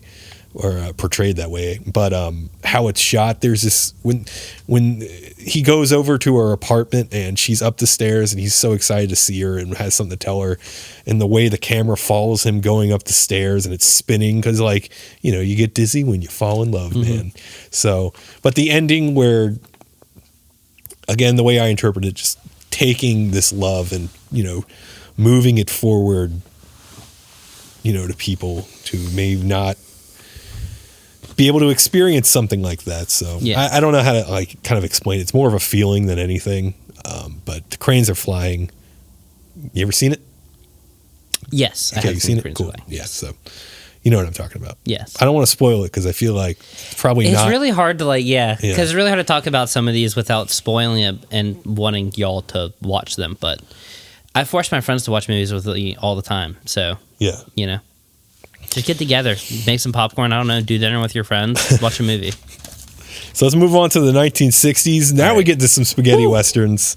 Yes. We get rid of that fucking Hays Code, so we get some more experimental shit. We get Which some, is very funny because not a single spaghetti western is on my short list. Really? Even though I love them completely. We get some spy films, some heist. Special effects start kind of coming together with some cool shit. We get the Beatles. Truly, we do get the Beatles. We get the Beatles. So what about the 1960s? Well, I'm going to start off on the complete opposite side of the globe. On my short list, I wanted to mention. I just did one of these because for some reason I thought you were going to pick what I was. No. Okay. This is, I think, where we'll. So I wanted to mention kind of one of the absolute pinnacles of like one of my favorite kind of genres of film, which is the wuxia films, which are these Chinese films that are about like sort of mythological characters. They involve a lot of martial arts and sort of choreographed wire fights and stuff like that. King Hu starts making some of the movies he's more well known. One of them being Dragon Inn, which I need to mention now because it will come up be important later in one of my other picks. A movie called Dragon Inn, which is a wuxia film about a general and some confidants hiding out in an inn in the middle of nowhere in China after they're sort of being pursued by the magistrate's office of the emperor for rebellion. And if anybody hasn't seen any wuxia films, I highly recommend this one. They have great. What was the pick again? This is not the pick. Oh, okay. I just wanted to mention this because I like wuxia films a lot. And they make a reference to wuxia films in the newest John Wick. The radio station in France in John Wick 4 is named Radio Wuxia. Oh, okay. Just a little tidbit there. I've still only seen the first one. Well, you'll get there. Yeah. I know we talked about John Wick 4 on the last podcast. Did I explain my reasoning? I think I did. Where everyone got to wait for the John Wick movies. I don't want to watch them back to back because I can personally, I can only take that much violence in one sitting. Fair enough. So it's like I'll say this 4 is definitely worth the watch. Yeah, I'm excited to watch them all, but it's just like I got to space them out. I just wanted to mention wuxia films because it's a genre that I find personally enjoyable. And King Hu, it's Kin or King and then Hu. He is a Hong Kong filmmaker. Hong Kong, one of my favorite cinema cities in the entire world. I wanted to make a couple of mentions. Midnight Cowboy, which is a John Schlesinger film. That's an American film. It is a movie about a man who moves from Texas to New York to try and make it as a personality / actor / singer. And it's got I've just blanked on his name. Dustin Hoffman. Dustin Hoffman in it. Hey, I'm walking here. He plays a homeless man. Yeah. Who becomes an important secondary character in the movie. Great movie. Onibaba, one of my favorite horror movies of all time, from Japan, by Kaneda Shindo. Incredibly beautiful black and white film, set during sort of like the Warring States period of Japan. Just watch it from the cinematography alone. Like the black and white is so beautiful. All these like sort of night shots. And then Harakiri is also on my short list, nice. Which is Masaki Kobayashi. It's also kind of like the trend of like, it's almost a spaghetti western in a sense with samurai, but it is incredibly told narrative of a person kind of finding revenge in a way. Anyways, my pick is a French film. Ooh. Called, I think I know what it is, but go ahead. You want to guess? Is it Le Samurai? No. Oh, shit. I love that movie, though. Okay. No, it's Playtime. Playtime, nice. By Jacques Oh, Tati. man, nice. I fucking love that movie, dude. Yeah, nice. Go on. Oh, Playtime. I love Playtime. If nobody has seen, I mean, obviously people have, because Jacques Tati is like, again, what we were talking about earlier, like the root from like Charlie Chaplin and slapstick and gags in films coming to like its pinnacle. I don't know of many movies that have like quite hit the itch of a Jacques Tati movie. Yeah. But Playtime is just a constant series of gags in different locations, and they're all shot from this super wide like perspective where you're like seeing everything going on. It's almost like Where's Waldo, yeah. but instead of finding Waldo, everybody's Waldo, and you're just looking for gags. Yeah, and you can rewatch it over and over, and you'll like find new shit. It's seriously nice. Oh, I love Jacques Tati. I'm glad. I'm curious to see what your pick was because, but Les Samurai, as he mentioned, another great movie. It's it's a French movie about a man who dresses really nice and is a hitman. Yeah, it's very French. The dude dresses in a suit. Like one of the greatest chase scenes as well. Oh yeah, through all the subways and stuff. Mm-hmm. Oh man, the 60s again, super tough. But I've been pretty set on my pick. Although like I've been tempted to change it, but I will not. We got Stanley Kubrick with like Spartacus. Oh, Stanley Kubrick, by the way, was killing it this year. Yeah. 2001: A Space Odyssey. That's my favorite Kubrick. Got Dr. Strangelove again, another one. Lawrence of Arabia. Yes, that was on my short list too. I didn't mention that. James Bond, the true, not Casino Royale. Forget that. We're gonna go with Dr. No. First James Bond movie. We're not going to talk about Casino Royale. I love Casino Royale. I like some of the newer James Bond movies. No, I'm talking about have you ever seen the original one? No, the original. Yeah, a bunch of people, like Woody Allen plays James Bond. Yeah. Sorry, I thought you were making a reference to the newer ones. I actually kind of like the newer Casino Royale. Yeah, I like the new one too. Because I'm also a huge Mads Mikkelsen fan. Sergio Leone's trilogy. Yep. That we touched on. The Dollars trilogy, A Fistful of Dollars, A Few Dollars More, and The Good, the Bad, and the Ugly. Nice. Planet of the Apes. Yes. Franklin Schaffner, who also directed a movie in my book bag right now, which we may get to in the 70s. Do I have a movie in my book bag? I usually do, but I don't know. Psycho, of course. Yes. The Graduate. Oh, this was high up on my. I was about to pick this, but John Sturgis's The Great Escape. Everyone is in this movie, and it's a hefty movie. A lot goes on, but I love it. It's a great movie to watch with dads too. Was Once Upon a Time in the West in the 60s as well, or was that 70s? I believe it was 60s. Late 60s, I think. I think it was late 60s. Once Upon a Time in the West, just another shout out for spaghetti westerns. Let's see. Butch Cassidy and Sundance Kid, Rosemary's Baby, Cool 70 fucking Western movies. Every director's favorite movie, 8.5. Yeah. Fellini. I like that movie, but I can understand why it's like lauded not only, but like people who like movies a lot. I just every time I read like a director's favorite movie, 8.5 is there. always Fellini is always in there. Yeah, Fellini in general, but 8.5. It makes me want to direct a movie just so I like 8.5, but I want to I want to get on that other level where it's like, okay, I get it. Charade, masterpiece. I think they say that because they are too afraid to say Sala, which is the other like really famous Italian movie that's really fucked up. I don't think I've seen that, so that's why I was lost. Yeah, sorry. It's a blind spot. Sorry. That's fine. Hey, I've got plenty of them. So Charade again. When I mentioned that, Cary Grant, Audrey Hepburn, love that. Who's she? No, I'm just kidding. Who's Afraid of Virginia Woolf? Z, Pale Flower, which was almost a pick. George Pal's The Time Machine, which was an adaptation of The Time Machine. The Time Machine, which weird book. I had to read that for high school. We had this weird discussion about it. Yeah. I think that movie's lovely though. Robert Aldrich's The Dirty Dozen, kind of like The Great Escape, in a sense, but they're not really escaping. Yeah, they're just. I think it's just like that. A big like Telly Savalas is in it. He's really weird in it. Yeah. It's just that big cast of dudes together and Leave Marvin's great in that too. Persona, Ingmar Bergman. Ingmar Bergman, who we mentioned earlier. Another great dad movie, Bullet. Oh, I thought you were calling Persona a great dad movie. I was like, one of my favorites, but I'm not going to pick it. Whatever Happened to Baby Jane. I don't think I've seen that one. We also had some musicals. So My Fair Lady, that was 60s, right? Yeah, that was definitely. I think 60s. that Audrey was 60s Hepburn, for sure. Danced on the Sound of Music, West Side Story. All right, anyway, let me get to my pick. I just Sound of Music is a great one to at least throw in there. Yeah. Just because of its general. That was my short list, by the way. Yeah. I was trying Sound to of figure Music, out. its a big movie moment is when it was mentioned in The Pacifier. Yeah.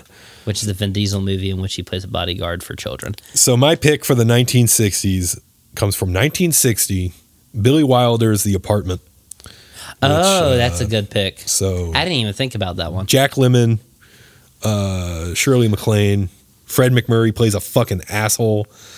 If you've never seen The Apartment, Jack Lemmon plays an accountant, and he's kind of like working his way up in the corporate ladder by giving in to his superiors by lending his keys to his apartment so they can go and mess with their mistresses. Sex. Have sex. Penetration. Yeah. There is a recent remake of that in the past. Really? They remade it? They sort of did a remake of it, but they made it into more of a horror that vibe. Sucks. I don't It was not good. No. I don't recommend it. The Apartment, though, is a perfect movie. It's Billy Wilder, so it's light on its feet, but it actually gets like...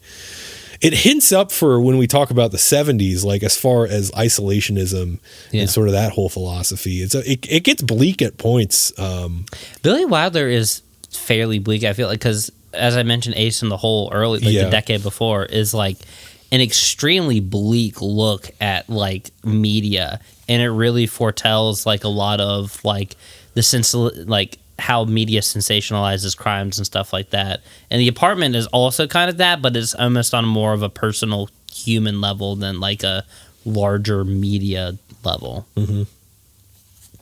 But he also, I feel like Ninochka, my other pick for the 30s, he was a co-writer on that. There's a moment in Ninochka that also has like a moment of bleakness. So I feel like he's got the rep for the light on his feet, but yeah, sure. So what was your pick again? My pick was Playtime by Jacques Playtime in The Apartment. Solid. Very similar. It's a hard completely. Decade. So if you want to just have a good light time, then go watch Playtime. If you want to think about humans. How humans act up sometimes. Yeah, how humans be doing shit sometimes, for real. Watch The Apartment by Billy Wilder. So on to the 70s. The 70s. So you got, I feel like in the 60s, like Mike Nichols, of course, but there was a crop of these new hotshot directors. So you had like Martin Scorsese and Francis Ford Coppola. Some random guy named George Lucas who never really made it. Who the fuck's that? I don't know. You kind of got like a new like flip on noir where it's like neo noir as they like to call it. The blockbuster was invented, of course, in this decade. I feel like every time I watch like any documentary that touches on like movies in the United States for the 70s, it's always the same sort of like, we wanted something different. We were tired of the establishment. Isolationism. You do get a lot of variety in the 70s. Yeah, but you also get martial arts. Yes. I did write on my short list. I did not list everyone out. I just put in a little footnote that says Bruce Lee existed. He did. He certainly existed in the 70s. And I feel really bad because I love Bruce Lee movies, but I sometimes get the names mixed up. Enter the Dragon Fist. Enter the Dragon Fury. Fist. Yeah, the French The French Connection. Wait a minute, no, that's not right. Bruce Lee and the French Connection. Well, he has another movie called whatever it is, The Connection, something Connection. The Rainbow Connection. Yeah. No, Enter the Dragon, The Big Boss, all these other Bruce Lee movies are in this decade. Highly recommend them. I also have that box set. The Bruce Lee one? The Bruce Lee one from Criterion, because love them. The one in Rome, I think it's Way of the Dragon or Enter the Dragon, is the one in Rome in which he fights Chuck Norris in the Colosseum, which is unbelievably sick.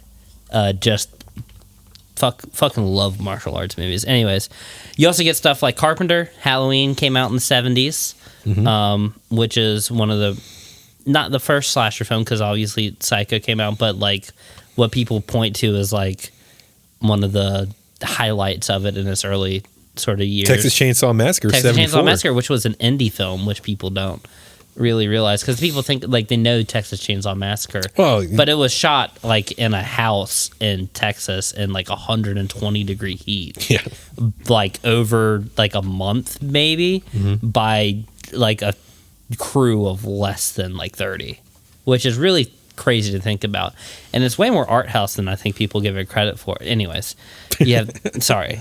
A couple other things on my short list: Alien by Ridley Scott, which is incredible. My favorite horror movie. I love it. It's so good. I'm glad that you like it.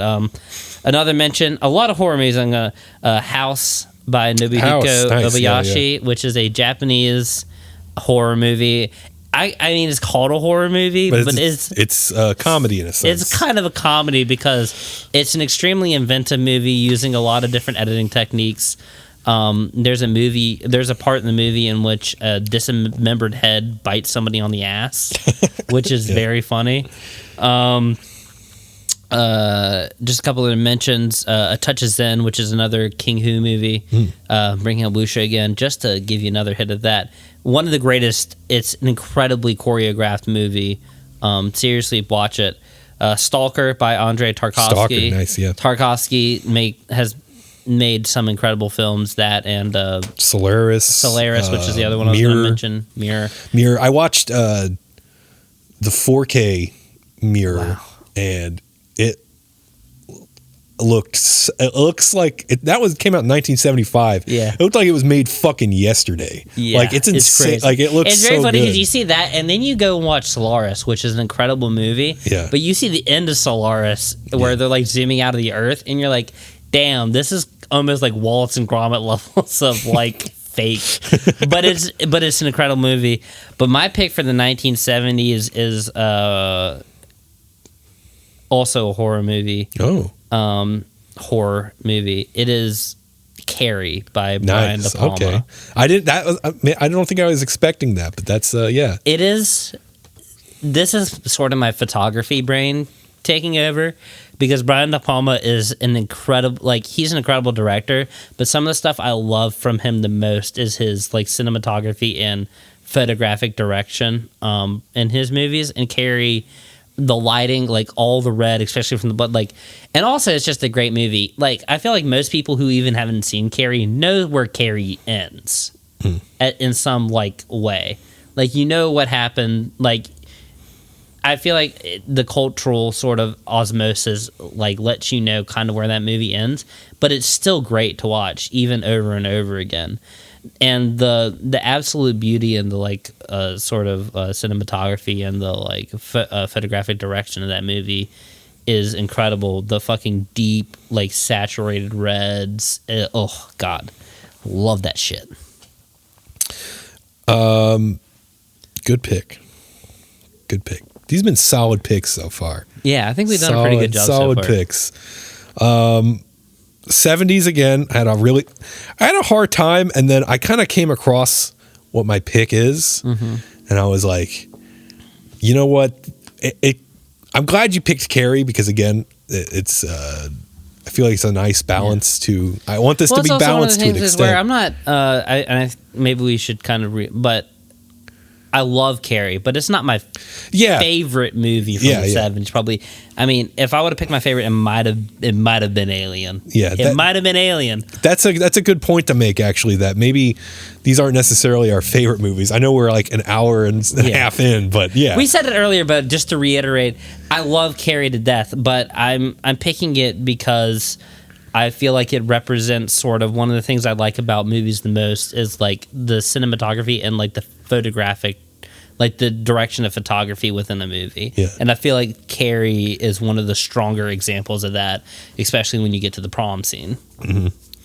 So on my short list, I mean, Alien again, Apocalypse Now, Chinatown, Taxi Driver, all sort of the obvious ones. Yeah, Taxi Driver. I had Annie Hall on there as well. Woody Allen's Annie Hall. Woody Allen. Would you like to... What are you doing? I shot a moose. I have a coupon. Wouldn't it be great if life was like this? What if I married my daughter? She's related? She's related. Got to put a ring on it. Close Encounters of the Third Kind was on there. I showed that movie to my friend Veronica for the first time last year. She'd never seen it, and she cried at the end. It's an incredibly emotional ending. Emotional. Eraserhead was on there. Mm-hmm. David Lynch. Got to mention him. Well, may or may not talk about him later. Maybe. But who knows? John Borman's Deliverance. This is an obvious movie from the 70s. A movie that kind of revitalized like genre. It was an established genre.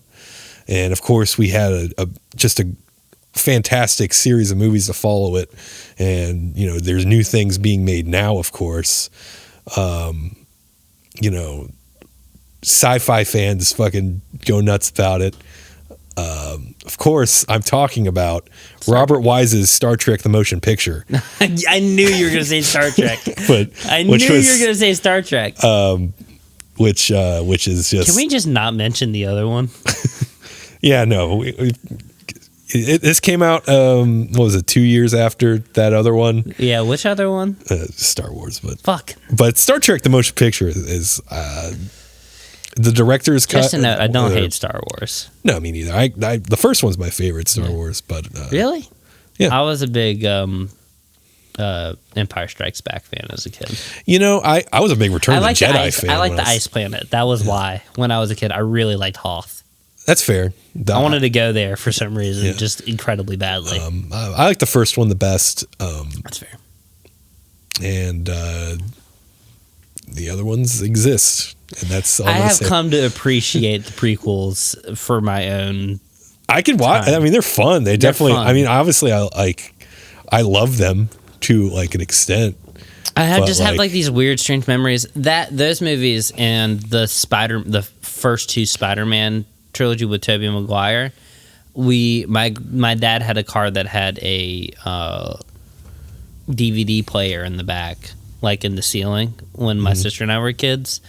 So we would constantly watch movies. Yeah. And one of the other movies that I'm going to mention later will also on one of my other short lists have been one that I've watched a million times. But those original Star Wars or the prequel Star Wars and Spider-Man movies, I don't know. I have weird memories of those. That's fair. I just think the first one is like so perfect. Where I'm watching the other ones, it's like I just want to watch the first one. I guess that's fair. I just want to watch that one. The third one I'm not so hot on. The second one and the first one I really like. Are you talking about the original one? Yeah, the original third. Okay. The Return of the Jedi is fun to watch when you're aware that Harrison Ford is fucking high as shit the whole time. He's gone. Was 70s Blade Runner? No, that's next. That's next decade. Sorry, I actually have that on my short list. The next decade.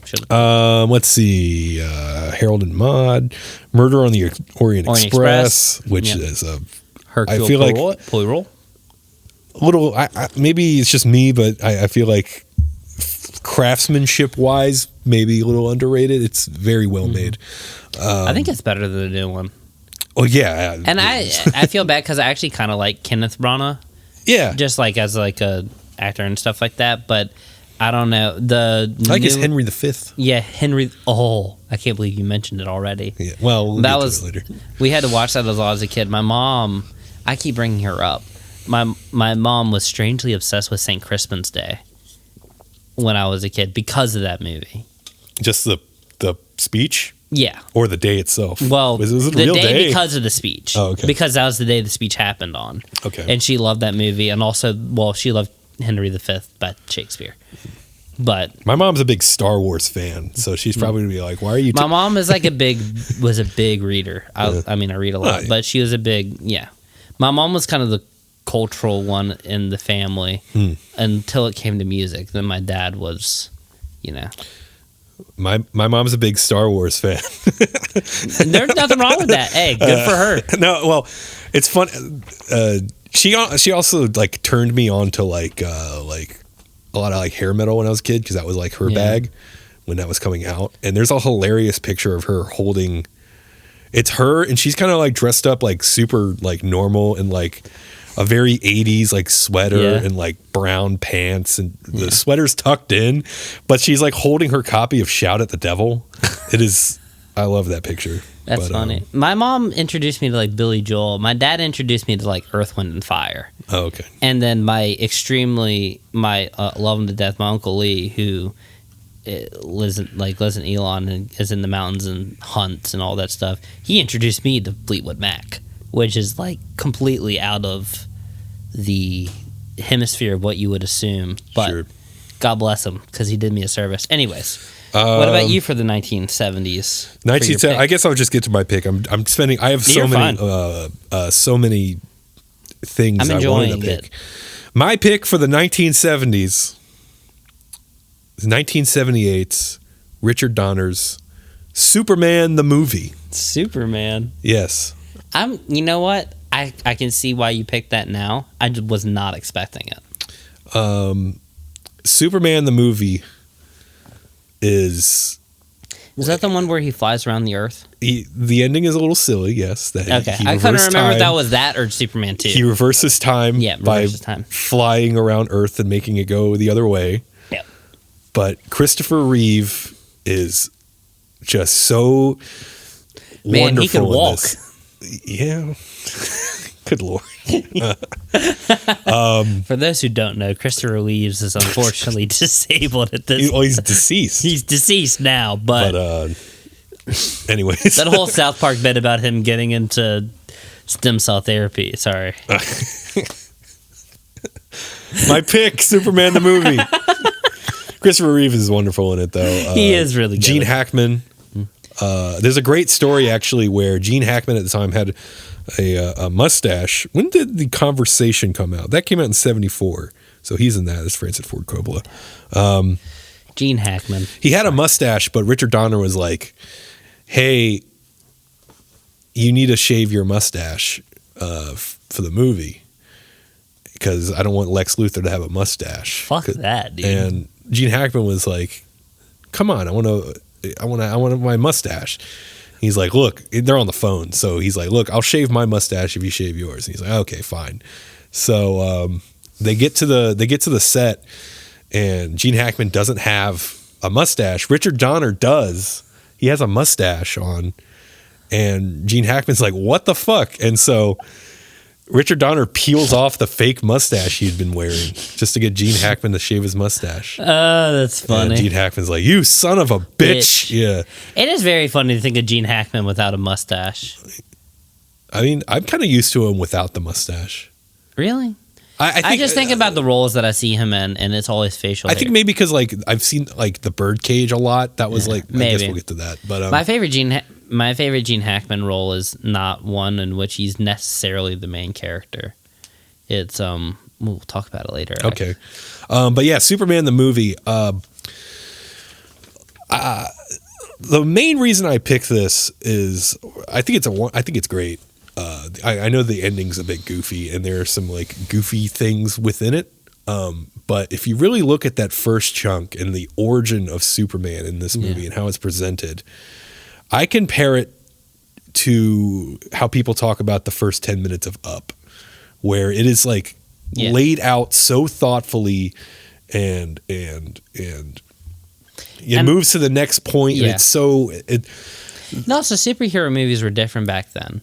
Like, I think a lot of people kind of, if you haven't seen like the original Superman, I think a lot of people put like a lot of the kind of modern bias of like either the DC universe or the Marvel universe on like superhero movies, but they were really a lot rarer back then in terms of like you weren't having one come out every year. It was more of a passion project. I mean, they filmed Superman 1 and 2 at the same time. Yeah, at the same time, but that was more of a like studio thing. Yeah. It wasn't like we're gonna create a universe thing. Yeah.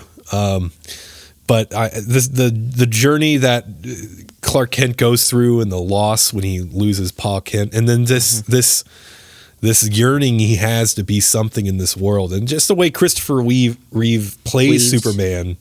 Christopher Reeves. Christopher Reeves. The way he acts like he wants to be Superman, and it's just sorry. Superman. I apologize for anybody out there who that may have felt personal. It was not. Okay, so That's my pick for. So what was your pick again? Carrie by Brian De Palma, who is Superman the movie. Great director. Yeah, that's a pretty good balanced pick. So we'll move on to the 1980s. I don't think you're gonna pick my pick, so I would love to hear your pick first. I definitely don't think you're picking my pick for this one. Well, I don't want to like ruin your pick by my honorable mentions. So you won't. I need to be more brief with those, by the way. I'm really sorry, everyone. I felt like I was going too short on them. But yeah, the 1980s, of course, the animation was kind of like Disney wasn't doing well, but we had like Don Bluth and Studio Ghibli. Japan. Yeah, this is where Japan's like animated movies started really hitting. Yeah, I think Grave of the Fireflies, Castle Cagliostro, which are both Ghibli films. Grave of the Fireflies is one of the most depressing things you'll ever watch in your life. It's an incredible, emotionally hard film. I don't think that was 80s though, was it? It was. Grave of the Fireflies was the 80s. Yeah, well, okay, so Castle in the Sky is on my short list.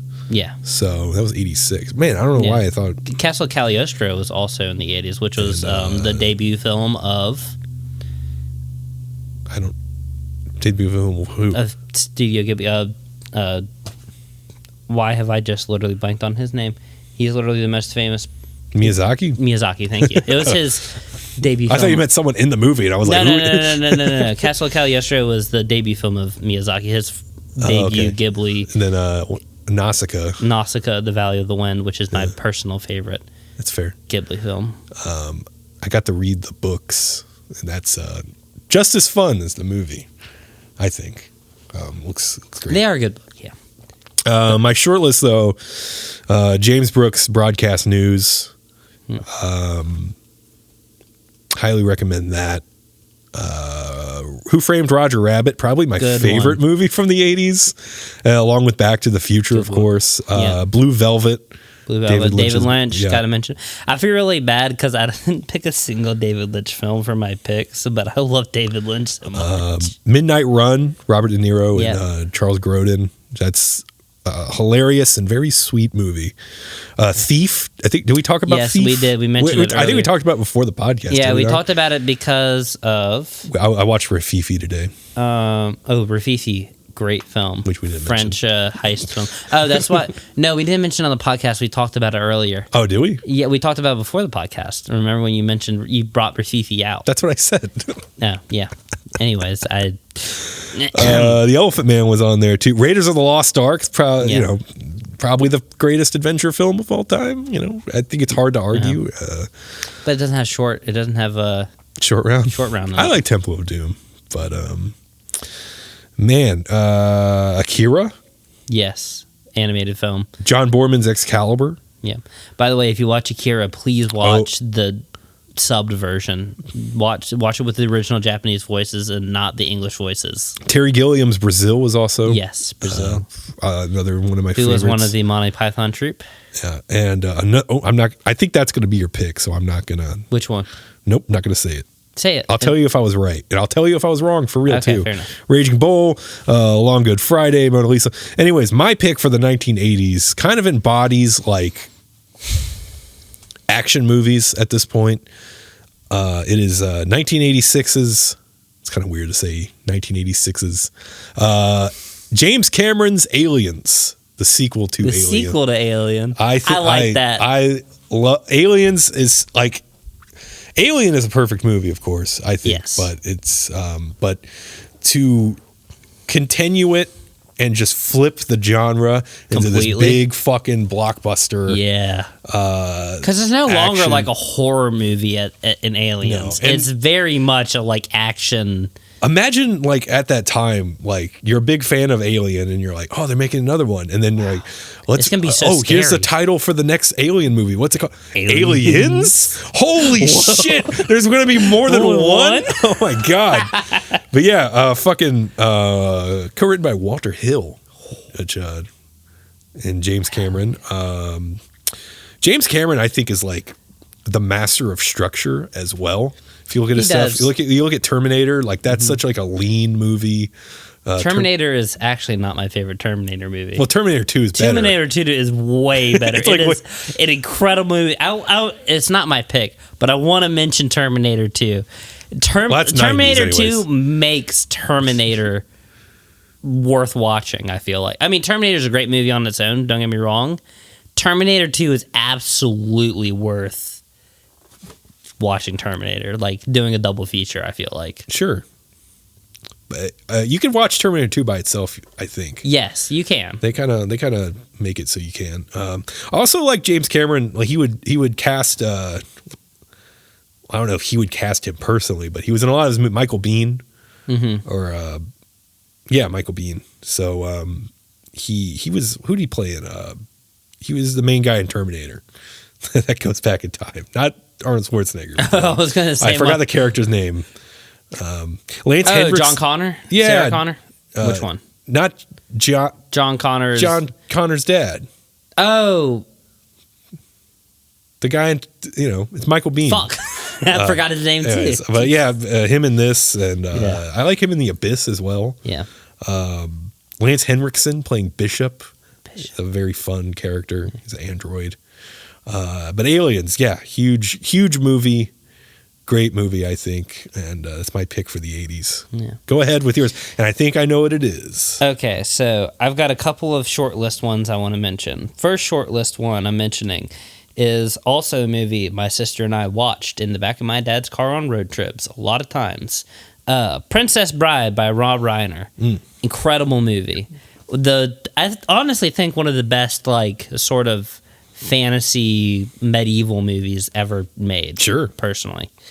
Couple other things. Grave of the Fireflies I already mentioned. Incredibly sad. The Thing by John Carpenter.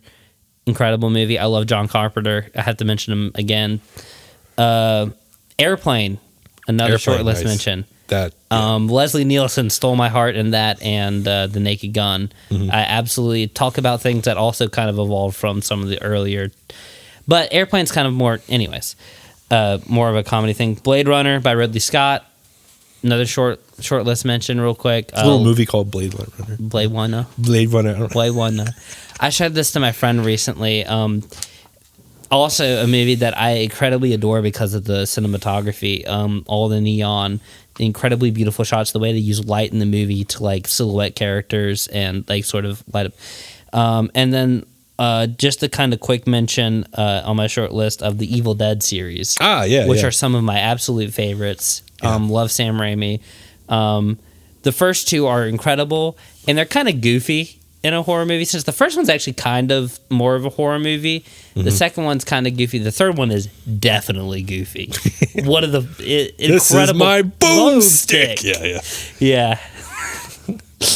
I remember seeing Army of Darkness for the first time, and my mom, like I saw it when I was like 9 or 10. It came on it's HBO. It's like a cartoon movie. It blew my fucking mind. And I hadn't seen the other ones before. This was just sort of like randomly placed in front of me. And I'll always remember the first time. It's almost like watching a live action cartoon at certain points. It's incredible. Yeah. So your pick for the 1980s. My pick for the 1980s is... Is it the name of a town? Oh, wait, you did? I got it! Fuck! Paris, Texas by Wim Wenders. Yeah. Do you know this because of my Letterboxd?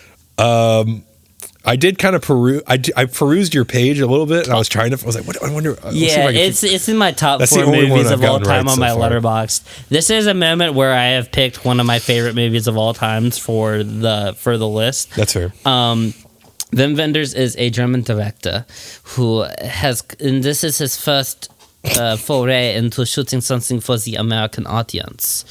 Does a hell of a job. He does a hell of a job, and Harry Dean Stanton. He's got fucking Harry Dean Stanton. He's been 40 since he was like born. Since he was born. Another quick mention of a Harry Dean Stanton movie. Partly Fiction is a sort of, what would you call it? Not a biopic, but it's like a documentary biography about Harry Dean Stanton. So he was an incredible character actor, as well as in this movie a lead actor. Paris, Texas is one of the most absolutely fucking emotionally arresting movies you'll ever see in your life. Not to mention, it's got a sick fucking soundtrack by Ry Cooder, who is an incredible musician who has done quite a few. I was gonna say delicious. Fuck. What the fuck? Delicious soundtrack. Delicious soundtracks for movies. But it's a movie about Harry Dean Stanton, who's a man who comes out of the desert with some sort of memory loss / he's kind of been disappeared for a couple years, and his brother comes to pick him up, and it's sort of a movie about him reconciling his past as well as reconnecting with his son, who he left with his brother and his brother's current wife. Anyways, at the end of the movie, it's got spoilers. It's got a scene with him and his wife, who sort of left him / ran away from him and gave his son up to his family, and they have this sort of back-to-back conversation, and the way it's shot is classic shot, reverse shot. But talking about in the booth? Yeah, in the booth. Yeah. Oh, it made me cry. Legitimately, I cried when I watched that scene. You know, it's an interesting... so is she... She's like a sex worker of sort sorts? of a sex worker, but it's like... it's one of those things where she's in a booth and it's men watching her. Yeah, and the booths is like they're decorated. They're decorated. It's kind of like is the last one she in the hotel room booth? I think it's a hotel room. Isn't it interesting how Harry Dean Stanton's character, the way he kind of like deals with things, at least in my interpretation of it, like he kind of... He can't deal with things like directly, it seems. No, he can't. He has to do it sort of like even earlier. He has to do it on his terms. On his terms, and like either that or from a distance. Earlier in the movie, the way he reconnects with his son is he's walking home with his son from school, but he doesn't walk with his son from school. He walks on the opposite side of the street. Yeah.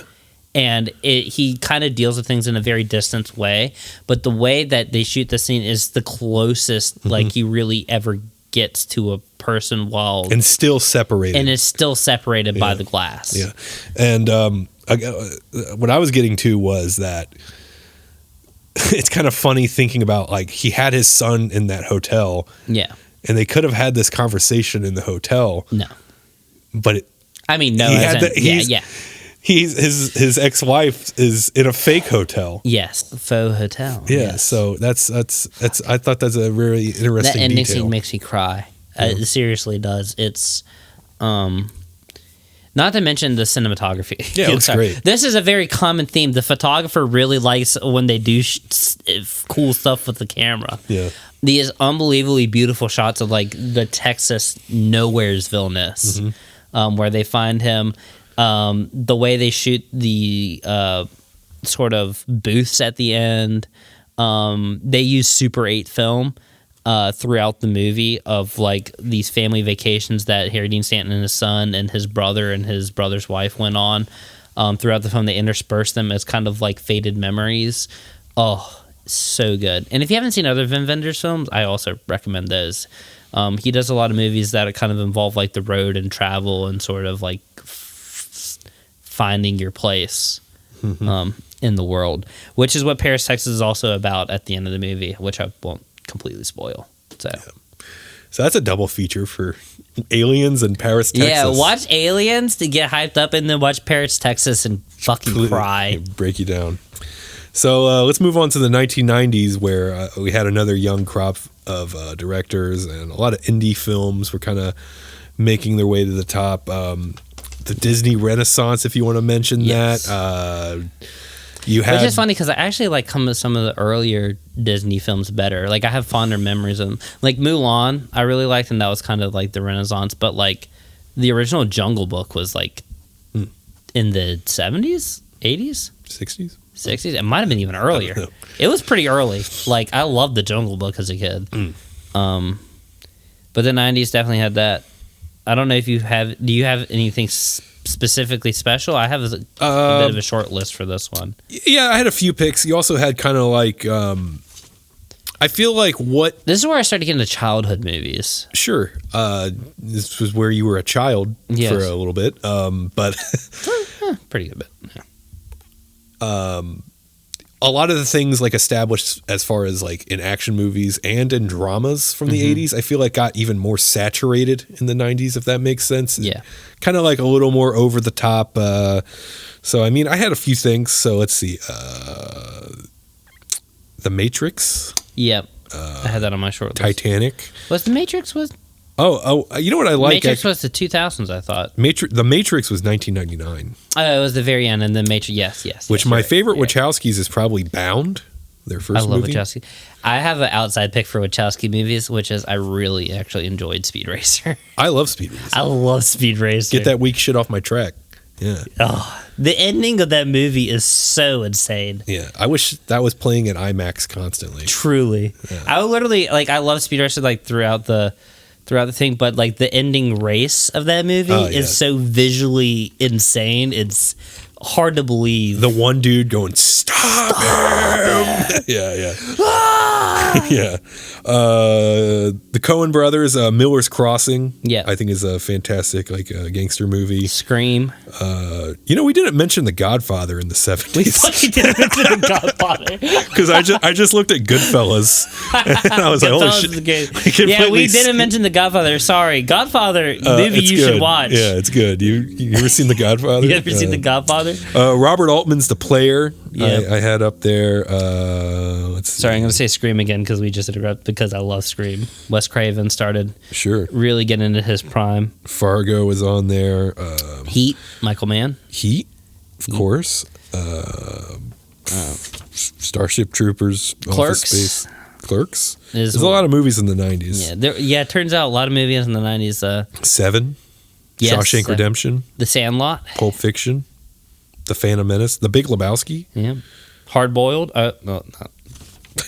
What's your pick for the 90s? My pick for the 90s. Well, I'll mention just a few other ones I wanted to. Blair Witch Project also came out in the 90s, which is like not the but like when people think of found footage film, Blair Witch Project's where it started. And there's a good reason. Great movie.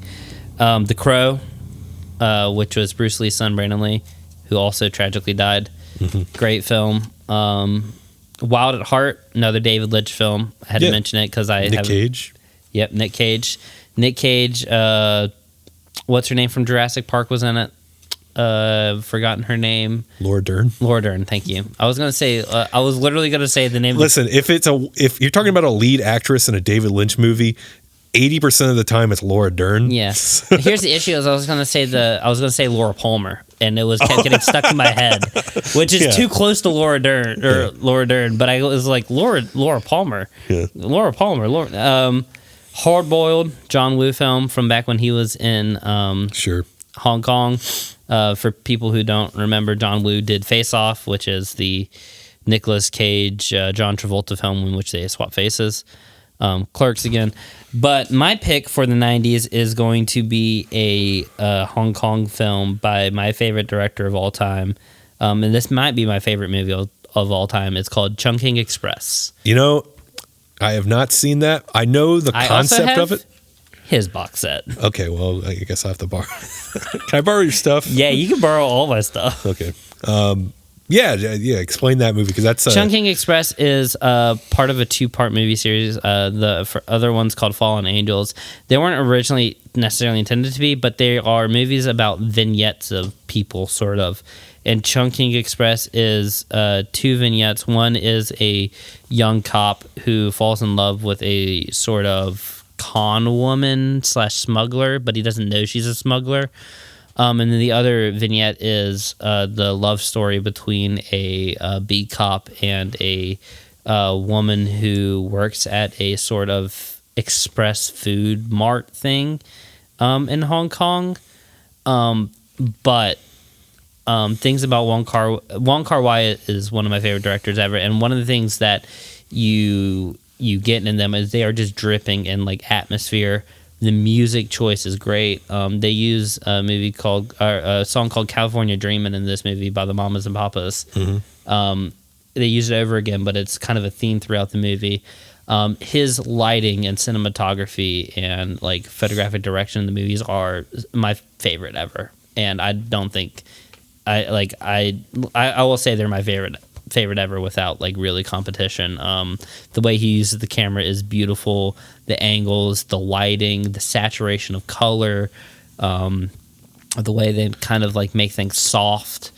Not to mention the story of the movie is absolutely beautiful and will make you cry. It's 2 stories, right? It's 2 stories. But they're like connected. But they're connected sort of. That's all I know about it. And then Fallen Angels, which is the other movie that I'll mention from him, which is kind of like the second/first part. They don't really have like a beginning and the end. It's also another movie that has vignettes, but they were all the vignettes were sort of thought up in this sort of larger narrative about like people. They're very human films about kind of like love and like connections you make with people and like being alone or like finding your place in the world. And Fallen Angels is the other one of that, also an incredible film, so I have to mention it here. But Chungking Express might be my favorite movie of all time, and I know that we weren't like necessarily picking, but I felt like I had to at least. That's. I mean, you could pick whatever you want. Yeah, I didn't always do that for every, but I feel like I needed to pick this one and at least give it a shout out. Yeah. And if anybody wants to see it, just literally let me know. I will make it happen. I promise. I mean, all of my picks. So aside from, I guess, like the 1900s and the 1910s, I don't necessarily love those movies, but everything else I absolutely love. So I agree. So I guess I'll slip in one more mention real quick. 1997's Kiyoshi Kurosawa's Cure. Yes, which is a great horror movie. I also like to mention Jurassic Park. Jurassic Park, Schindler's List. Schindler's List. We didn't really What's so funny about Schindler's List? Oh yeah, we didn't mention Jaws. Jaws. Oh fuck, we didn't mention Jaws. I love Jaws. See, don't worry. Maybe there's a lot of movies, guys. There is. Okay, but my pick for the 1990s. You know what it is? No. So you gave me a really good point. I pointed directly at him because I was trying to hype him up for 1997's David Lynch's Lost Highway. Oh. Wait, no. What was that? I just wasn't expecting that. That's a good pick. That's my pick for the 90s. Where does that rank in your David Lynch sort of? That's a good question. It's just interesting because I've not ever really met someone who's really championed that film. I feel like Lost Highway,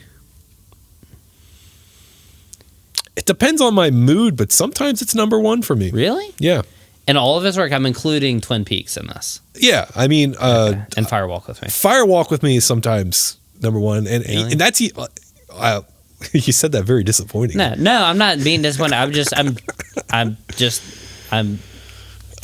ready for you. I would like to hear your perspective. It kind of depends, I guess. I don't know. It's I'll talk about Lost Highway, but yes, as far as his oeuvre. David Lynch's. I mean, how French. Elephant Man is, that's obviously a different one. When it comes to sort of like the puzzle box movies like Lost Highway, Blue Velvet. I guess I like Blue Velvet. I do like Mulholland Drive and Wild at Heart. I think a little bit more than Lost Highway. That's fair, personally. But yeah, I don't know. Something about Lost Highway just does it for me. I think it's. What about Inland Empire?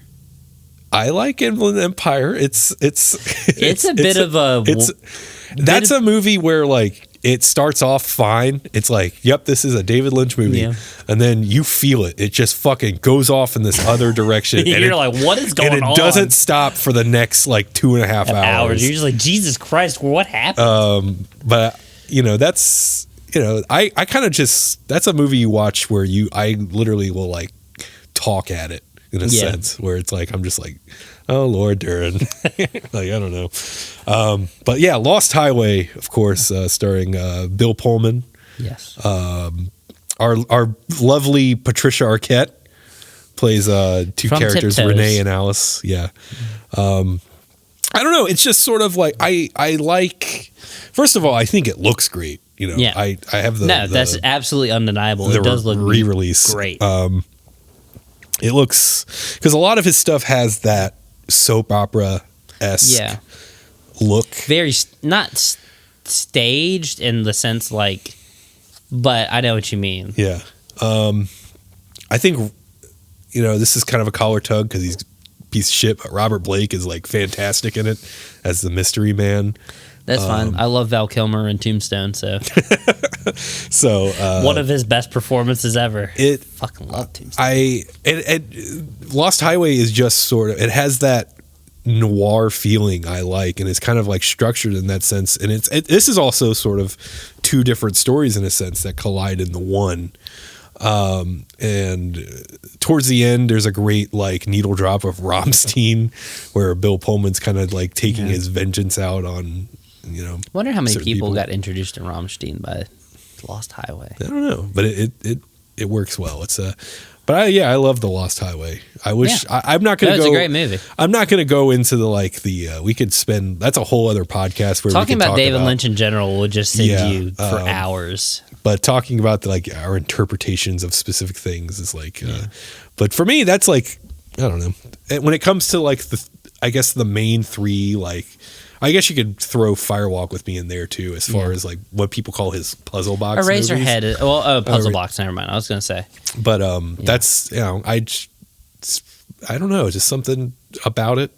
Really, it's just a feeling. It's just that wind in the air that I like to suck in and get it in my lungs. So the weird analogy, but I don't know. Lost Highway. Lost Highway. Great movie. Not to you. You scoffed at it. No, I didn't scoff. I loved the movie. I just was not. You sent me for a loop for a second. I just wasn't expecting it. Yeah. All right, so we're getting into the 2000s now. We're getting on the home stretch. So 2000s, we had a lot of. This is where a lot of modern franchises, of course, that we're all familiar with: Lord of the Rings, Harry Potter, computer animated films with such none as of which I picked. No, Shrek, Shark Tales. Fucking love Shrek. I went to see the Turner Forte Boys up in Raleigh, and at School Kids Record, they have the complete Shrek collection. Wow. Up on their shelf behind the counter. Yeah. And Devin asked how much for all of it. And they said not for sale. Whoa. Cruel. I watched the video of the set. Devin looks like a dad who only sees his daughter like 2 months out of the year. Bro, Devin was kind of starstruck because before the set started, Fred Mascherino came up to him and shook his hand. Oh, he loves Taking Back Sunday. Oh, so. I love Taking Back Sunday too. It was a weird night seeing Fred play acoustic with my friends. Yeah. It was, anyways. 2000s. Fantasy sort of got like revitalized with Harry Potter and Lord of the Rings. But there was some other dumb movies that I won't mention. Well, I've got some. I might mention them for some of my short list. Jackass starts in the 2000s. Yes, the great sword and sorcery fantastical adventure. Jackass. I didn't mean the fantasy, but I feel like I would have done myself a disservice if not mentioning a core childhood memory, which was sneaking into the theater with my friends to see Jackass because we were underage. Sure. Black Dynamite also in the 2000s. Black Dynamite, a very inspirational film to me. In fact, I love that. The animated show I love. The one from Adult Swim. Yes. Oh my god. With Mr. Rogers in it. There's an episode with Mr. Rogers. Yeah. And the fake Kermit the Frog guy. Mulholland Drive. Which is one of my favorite Lynch films. That one's up there. So I love David Lynch, and they finished the Matrix movies off, or the original trilogies at least. Yeah. Although my favorite character is not in the second or third one, Tank. Yeah, I love Tank. I like Train Man though. Truly. Tiptoes. Also, fuck. I'm not talking about Tiptoes. Move on. Quick mention: Satoshi Kon. His most popular movies were, or some of his more popular movies were in the 2000s. He was a Japanese animator / director. Did a movie in the 2000s, which is one of my favorite, called Paprika. It's an absolute. I haven't seen that, but I know. Fucking visual treat. Yeah. Kind of fucked up too. But a lot of his movies are that kind of way, where they're visually beautiful and the stories are beautiful, but they're kind of fucked up. Perfect Blue, another example. In the Mood for Love, another Wong Kar-wai movie. I need to watch that. Incredible. I almost picked it up today. I'll let you borrow my copy. I'll let you borrow the box set. No problem. I'm gonna come in with all these boxes. I'll just bring you all my box sets and let you get through it. Wanted to mention a couple other ones. A couple of the movies from a genre I love, which is Taiwanese New Wave. Ho Xiaoxian, Millennium Mambo, is a kind of sort of drama. It's about a girl outgrowing a relationship with a guy, sort of. But it's I don't know what it is about these Taiwanese sort of new wave films that they started doing in the 90s and 2000s, but they are incredibly life affirming. And sort of like meditative. Ho Xiaoxian's not quite as slow as Shai Mi Long, who I'm probably butchering that name because I don't speak, Taiwanese. Right. But the other one I want to mention was Goodbye Dragon Inn, which is a movie I mentioned earlier. Dragon Inn was a King Hu movie I mentioned earlier. Tsai Ming-long is another Taiwanese new wave director who did a movie in the 90s also called The Rebels of the Neon God.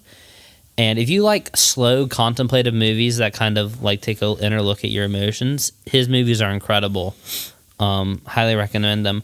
But I had to be a little basic, and my pick for the 2000s is a movie I have watched nearly 100 times probably at this point, which is The Royal Tenenbaums by Wes Anderson. Oh, okay. Which is my favorite.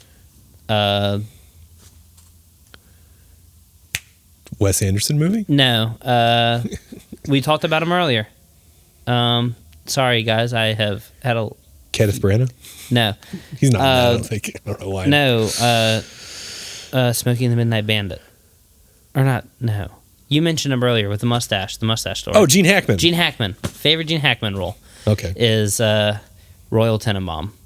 Sorry. Really bad with names sometimes, people. That's okay. But it is my favorite Wes Anderson movie. Mm-hmm. Because it is, I think, where you get the most of his sort of style has come out. Because before this, he did like Bottle Rocket, which is like a movie he wrote in college with the Owens brothers, who star in a lot of his movies. But his style, I feel like his style wasn't 100% kind of solidified then, but you get a lot of the like, front-facing frame where it's a lot of meticulous design stuff, but it's still got quite a few things in there where it's a little bit more handheld. Mm-hmm. So it hasn't completely given over to some of his later stuff, which I still love, but it's also just a beautiful story. Love it. Very nice. And the colors are nice too. God, the color grading in that movie is so good. Yeah. So good. And the music choices. And it's like one of the only movies where I look at Gwyneth Paltrow and I don't think of Goop. Hey, I didn't mention, I don't know why I just thought of this. I didn't mention The Taking of Pelham 1, 2, 3. Oh, great movie. Which one? The one with John Travolta in it? No, Walter Matthau, dude. Dun. I love that movie. Anyways, I don't know. I, for some reason, just thought of that. So, great movie. Good pick.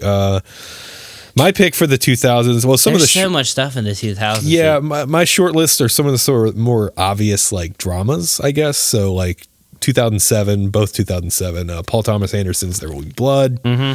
The Coen Brothers' No Country for Old Men. Love that. And I need to mention real quick, Oh Brother, Where Art Thou? Oh yeah, which is a movie that I got the CD for the soundtrack as a kid. We used to have one too at my grandparents'. We have it still at my house. Yeah. Alison Krauss on the Station, baby, and Dan Tyminski. The Prestige, The Departed, Mulholland Drive, up there as well. Which American Pie movies came out in the 2000s? I feel like Beta House came out in the 2000s, which was I think it was everyone after the first one. Yeah. Every other one. Which was a popular movie in my friend group because we stole the VHS from Blockbuster and just had it. Naughty dog. I didn't steal it, okay? I would like to put that out there. It was stolen by another one of my friend group. We just simply shared it because it had nudity. Okay. That was a fair reason, I guess, Hey, listen, we were kids, okay? Give us a break. A little movie called District 9. Yeah. I actually really The movie enjoyed fucked me up as a kid. It wasn't like supposed to be a scary movie, but it freaked me out as a kid for some reason. Yeah, that was on my short list as well. But for my pick for the 2000s, for some reason we didn't mention his first, not his third movie, but it was his it's probably still his most popular movie that came out in 1999 or 9, I think.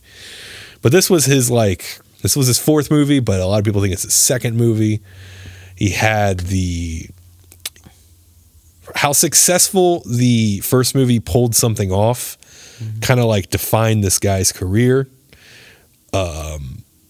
This was 2000's M. Night Shyamalan's Unbreakable.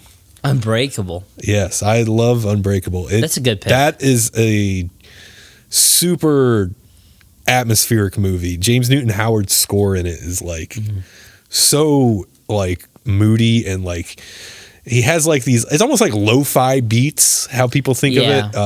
I can see that. But Bruce Willis is a guy who is he's unbreakable. You think he remembers that movie at this point in time? And he wouldn't be able to tell you. Jesus. Sam Jackson. Sam Jackson, yeah. The kids called him Mr. Glass. Yeah. Definitely the best one in the 2-part series. Or I guess it's 3-part because... It's 3. Oh my God. I Split is I'm a little higher on Shyamalan because I don't know why, but I am. He definitely had a bit of a dip, but I kind of actually like some of his more recent stuff too. I think I loved Old. Old was good. I haven't seen Knock at the Cabin yet. Knock at the Cabin was fun. It was fun. Old, I think a lot of people, some people that I know didn't particularly like it. I thought it was fine. Yeah. I enjoyed seeing it. The Village, I enjoy. But Unbreakable, Robin Wright's really good in it. It's very melodramatic and moody and the way it's interesting how he I guess the shot composition, I guess it's very it's essentially an origin story for a superhero. For a superhero, yeah. And so a lot of the shots are made to look kind of like comic book, panels, and it's especially the pool scene. Yeah, that always sticks out in my mind. Yeah, that whole pool scene kind of reminds me of Sin City. Yeah. So I love Sin City. Shout out. Yeah. Great movie. I like the books. The books are good too. What's his name? Frank Miller? No. I love Frank Miller because he did Mad Max Fury Road, which was an incredible. That was George Miller. No, George Miller. You're right. Sorry, George Miller. I get the name. It's because last name Miller. I'm really bad with names again, people. Frank Miller was he had a great Daredevil run. Yeah. Dark Knight Returns, people. Ronin. I'm really bad with names sometimes. It's okay. No, Sin City is great. No, the guy who plays Marvin, in Sin City. Love Marvin in that movie. What a great character, because he continues on to the second Sin City movie as well. He's also in that one with what's his name? I haven't seen this. 500 Days of Summer guy. The main guy. I forget his name. The guy from Scrubs? No. He's got a 3-part name. What am I thinking? I'm thinking of a completely different movie. No, he's got it's a 3-part name. It's fuck. He plays Robin in the Batman movie, the trilogy. Chris O'Donnell? No, he plays Robin in the trilogy with Christopher Joseph Gordon-Levitt. Yes, Joseph Gordon-Levitt. Jesus Christ. is in the second one. Anyways, Clive Owen is in the first one too, who I love. Anyways, sorry. That took us so long. How do we forget Joseph Gordon-Levitt? Anyways, Unbreakable. Sorry, it's a great movie. I'm about great. 5 cores deep at this point. Unbreakable, great movie, 2000. So yeah, cool picks. That's a great. Let's move on to the 2010s. I'm so excited about this. All right. I have to mention this first off because it's not my pick, because I was trying to go. I wanted to mention this, not the studio, but the distributor in this decade, real quick, just because it'll be kind of obvious. Anyways, but I wanted to mention this movie because for anybody who hasn't seen it, I highly recommend you see it. It's called A Girl Walks Home Alone at Night, which is an Iranian vampire film. My favorite genre. Shot in black and white. incredibly beautifully shot, incredibly moody, incredible soundtrack too. I don't want to spoil it at all, but go watch A Girl Walks Home Alone Tonight. You can find it on like Shudder. I'm pretty sure it's still on there, which is like a horror movie streaming service. You can find it online in other places too. You're all smart. I believe in you. Drive, Nicholas Refn. I had a friend in high school named Steven Ernest. And when this movie came out, we would not stop talking about it for 2 months because we were high school boys. And we just fucking loved Ryan Gosling in this. Mandy by Panos Cosmatos, who also did a movie called The Void. It's a movie starring Nicolas Cage. And it's kind of a slow burn at the start, but it turns into this fucking crazy psychedelic horror revenge movie. Fucking absolutely stunning visually. Gory as all fucking hell. The Wailing by Na Han Jin. And this is the first time I think we've mentioned like a Korean horror movie. Oh, yeah. Which is crazy because Memories of Murder is an incredible movie. I think that came out in the 2000s. But The Wailing is a Korean horror movie. I don't really get scared by horror movies anymore at this point. Yeah, it's not about like I always talk scaring. I always talk about my lack of like knowledge of a bunch of horror movies, and it's not because I think it's scary. It's just I kind of think a lot of them are bad. There are a lot of bad horror and movies. I like bad movies, but I mean, like sometimes a lot of them are kind of bad. But I only have so much time in a week. The Wailing is an incredibly, it one of the more recent movies has actually kind of half disturbed me. Yeah. And I watch a lot of horror movies. Raw by Julia Ducournau, who is a French director. She did a movie in the 2020s called Titan, which is amazing too. But if you don't like body horror or blood, don't watch this because it's about cannibals. Oh, okay. And cannibalism. But it's that goes hand in hand with it's a movie that kind of like looks at the like not feminism but femininity in the modern age, and how it's kind of shown like women are anyways. I'm not going to get into the whole philosophical debate. My pick is from a studio, or not studio, but it's an A24 film. I wanted to mention A24 at least once when we got in here, just because even though I feel like they kind of get some like shit for being kind of like, ooh, you like A24 films? Yeah. They actually do have quite a lot of good movies. My pick is The Lighthouse by Robert Eggers. Yeah. Which is incredible because I love movies that have mythology, and they have mythology about the sea. And it's got Rob Pat, who I think is really great. Yeah. I really love Rob Pat. Wob Pat. I really love Willem Dafoe. I really love Willem Dafoe. Love both of them. We didn't mention Platoon. We did not mention Platoon, which is fucked up. We didn't mention like some other, like we didn't mention Boondock Saints. Yeah. Which has an all-timer Willem Dafoe performance as the detective in it. But The Lighthouse by Robert Eggers stars Willem Dafoe and Rob Pat in it. Is an incredible. It's shot in 1:1, which is incredible. Yeah. It's extremely like claustrophobic. Claustrophobic. Yeah. I can't say words. But it's shot in 1:1 ratio, which is something I really like to shoot in my photography for my personal work, which made me really happy. Shot in black and white, but it's incredible, ethereal sort of like feel to the film throughout the entire thing. A lot of mention to sort of mythological figures. I'm trying to remember the name of the painting that they kind of recreate near the end. But incredible film, incredible performances by Rob Pat and Willem Dafoe. Yeah.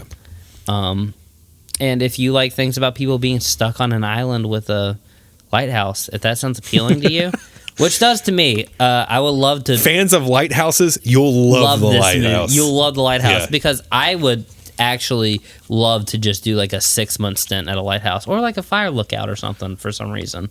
Sure. Just, not permanently, but like I love just to do an isolating job. For like 6 months so I can make myself go crazy. Did we mention Taxi Driver? We did not mention Taxi Driver. Fuck.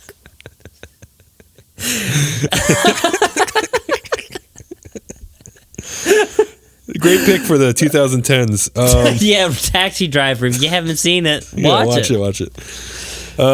So my short list for the 2010s, my favorite sports movie, 2011's Moneyball.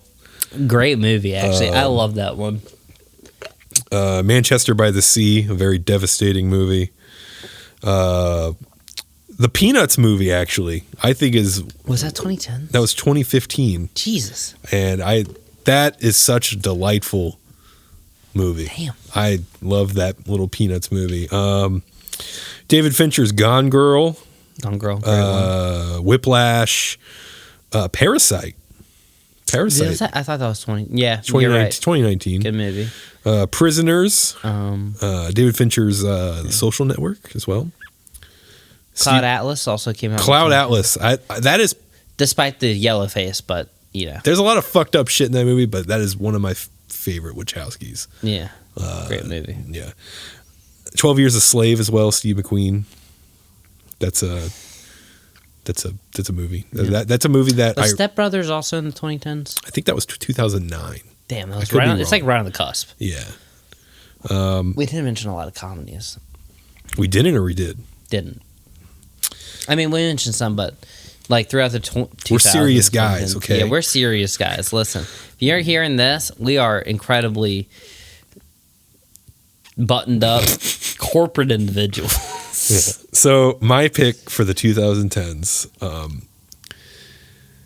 it's a movie I've kind of talked. I hope I don't present it in like an ironic way, because I feel like I've mentioned it on this show a lot, and I kind of mention it in a joking way, but I am completely earnest about it.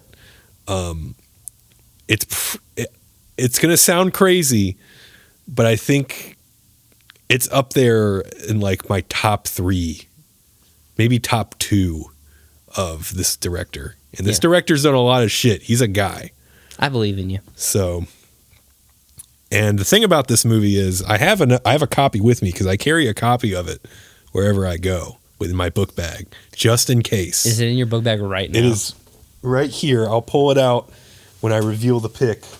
It is. I am talking about 2015's Steven Spielberg's Bridge of Spies. Oh, I thought you were going to say The Adventures of Tintin. Wow, what a deflating... Oh. No. The Adventures of Tintin? No. That's not a Steven Spielberg movie even. I'm joking. I was joking. Tom Hanks, Sir Mark Rylance, Bridge... I saw this in theaters with my mom because she loved the book. Yeah, I never read the book. But this movie, it's a near perfect movie, I think. I feel it's actually really quite a good movie. Yeah. I agree with you. There's one scene I feel like needs to be cut. There's like a CGI plane crash. I feel like they just put that in it because... why not? Yeah, it's a pretty long movie, and there's a lot of conversations happening. And that's the thing, in the conversations, they use this like circular language, like the Coen brothers even like did some like touch ups on it as well on the screenplay. And there's like a scene where it's Coen brothers like in their absurd comedy. Well, it's not even that, but their dialogue is so...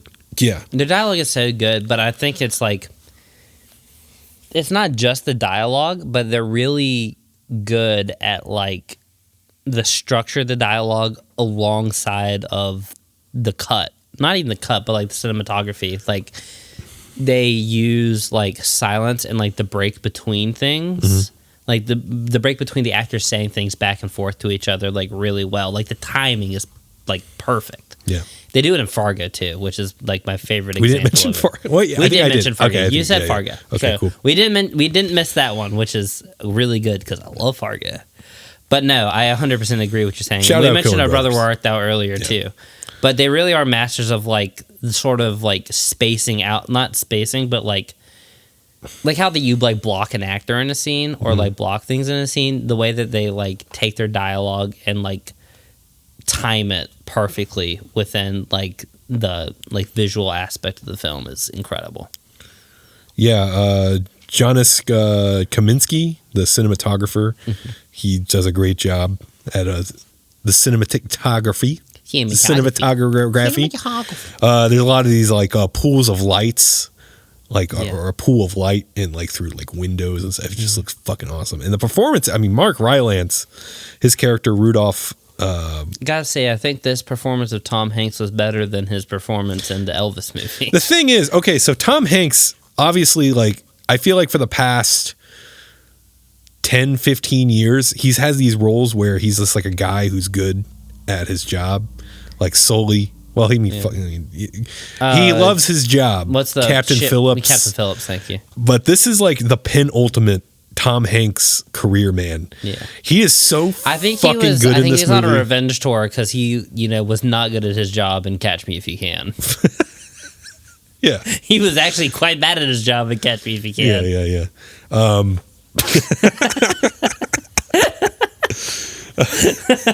But Tom Hanks has a cold in this movie. He acts like he has a cold. You believe Tom Hanks has a he does everything a normal person would do if they had a cold. This motherfucker has a cold and he wants to go home. He wants his guy. He wants two of his guys for one of your guys. Bridge of Spies, I agree with. What is this, Peter Hammond, one of Spielberg's finest films. Yes, I love Bridge of Spies. So that is my... I don't think it's quite as good as Jaws, but... Well, Raiders of the Lost Ark for me is like the Spielberg movie. The Spielberg movie? But I can see that. Jaws has always been my favorite Spielberg. That's fair. But I've always leaned towards more like thriller, horror movie, just personally. Yeah. But yeah, Bridge of Spies, my pick for the 2010s. Now we're up to the 2020s. We're not done with the 2020s, of course. But I guess, like, what's been some stuff this year? What would be your prospective picks for the 2020s? I'm going to mention John Wick 4. It's not my pick for the 2020s so far, just because I literally think it's one of the most perfect action movies I've ever seen. I haven't seen it. But. I mean, I know you haven't, but I'm building it up. Like, there is like 3.5 movies worth of action in that movie, and it still doesn't feel like a lot. It like just goes by. Yeah, it's incredible. The pacing is great. There's one or two kind of slow moments, but the ending Paris scene, like Paris arc of the movie, is absolutely incredible. And also, they have a lot of great guest stars in it, so I won't mention name, but that couple other ones I'll mention. RRR, which is a movie from India by S.S. Rajamouli. If you haven't had any experience with any Indian films, this is a great kind of place to get into some of it. Are you talking about RRR? RRR. Yeah. RRR. RRR. It's action, drama, sort of romance a little bit to it. Fucking brotherly love out the fucking ass. Just fucking man friendship. Dance numbers and music. Incredible. Really long film. A couple other things to mention. Banshees of Inisherin, which is one I also I almost picked for this. Yeah. My pick will be kind of obvious, I think, for this decade. But Banshees of Inisherin, I love Martin MacDonald, who we didn't mention really at all either. Seven Psychopaths, In Bruges, 3 Billboards Outside of Ebbing, Missouri. Love Martin MacDonagh. He's incredible. Another person who does incredibly good dialogue, but it's like, and they're not comedies, they're kind of dramas, but they're all extremely funny. Banshees of Inisherin, incredibly depressing, but very funny. Yeah. And then 2 more mentions. Tar by Todd Field. Stars, my girl, Kate Blanchett. She gets her groove back. She gets her fucking groove back, dude. That's a great way to describe the movie. I love Kate Blanchett, but incredible movie. And then I wanted to throw a recommendation for Jim Cummings, The Wolf of Snow Hollow. He did a movie in the 2010s. He is a strictly indie director. I think all of his movies he has made have been under like $500,000, but they look great. He did a movie in the 2010s called Thunder Road, named after the song by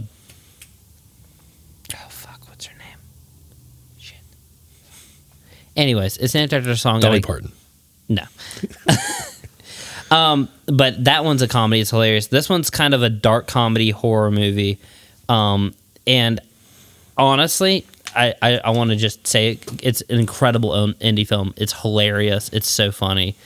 But my pick for the 2020s so far is kind of obvious. Is Everything Everywhere All at Once.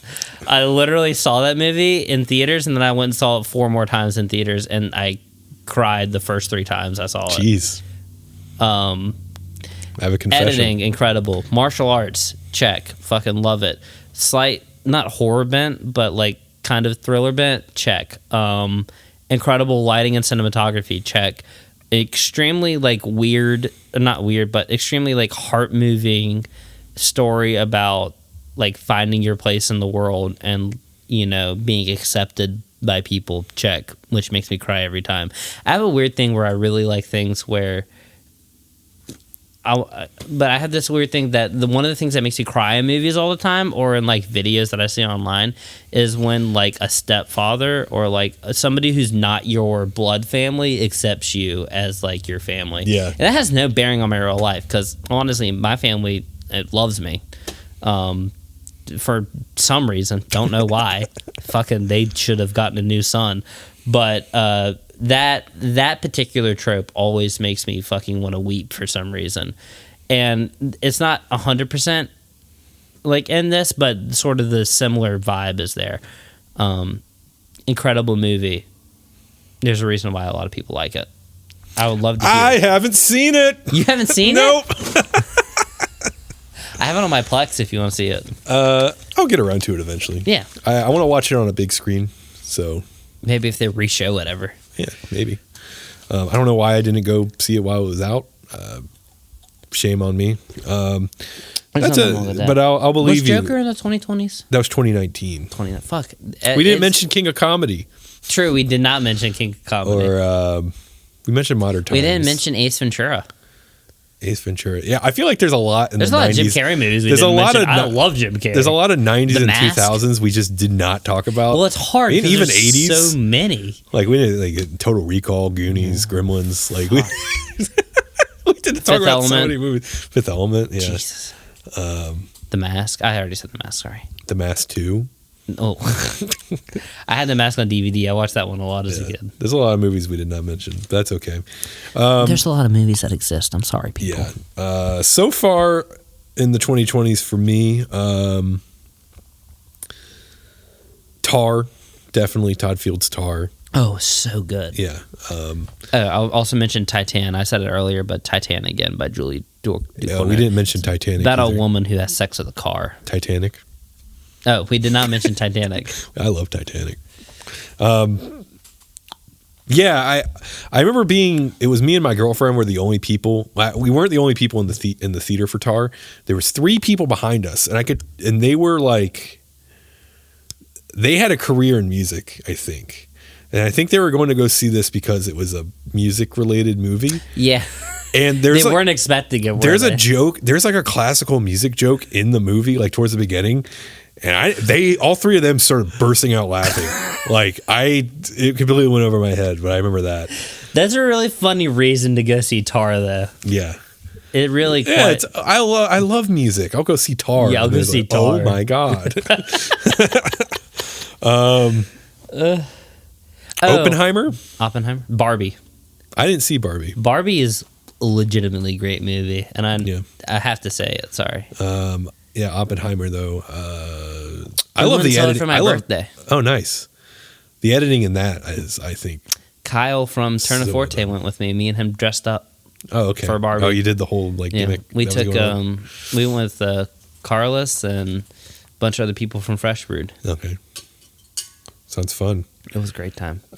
Me and my mom saw it together in the nice. The Conway That's a Theater. good mom movie to go see. Yeah, it was kind of interesting. We didn't mention this. She liked it. There's certain movies I liked it. I'm glad I took my family to see. And then the most embarrassing moment of my life is I wanted to go see Don't Mess with the Zohan so terribly. Oh, you saw that with your grandmother, right? I saw it with my grandmother. I made my grandmother to go take it, which is bad because there's a 10 to 15 minute part of the movie in which he's just having sex with elderly ladies in an extremely aggressive manner. And my grandmother is born on a farm in Cowpen, South Carolina, Baptist. So I left part of the movie and went to the restroom and came back and sat 5 rows behind her. And when we got out of the movie, I remember this. She looked at me and went, we should have went and seen Cars instead, because it was out in the theaters at the same time. Okay, so my prospective pick for the 2020s is Martin Scorsese's Killers of the Flower Moon, which I haven't seen yet. I went to go see it where I dropped Devin off. I think I'm going to see it this weekend. I dropped Devin off with the Turn of Forte boys in Greenville, and I went by myself to this really cool theater called Camelot Cinemas, and it was a cool little place, and I saw it there, and he fucking Martin Scorsese, man, he just did it again. We have barely mentioned any Martin Scorsese movies. I mentioned some for Goodfellas. Goodfellas. I mean, we mentioned some, but we didn't mention I thought we would have mentioned them more personally, but Killers of the Flower Moon. Maybe it was too obvious. It might be too obvious. Mean Streets. Yeah. Just had I think it was so good 4K release, right? I'm planning to go see it. I think Saturday or Sunday. Yeah, Saturday or Sunday. I guess probably tomorrow, because I don't have anything going tomorrow. Nobody's gonna be home, so my takeaways from it is it's very good.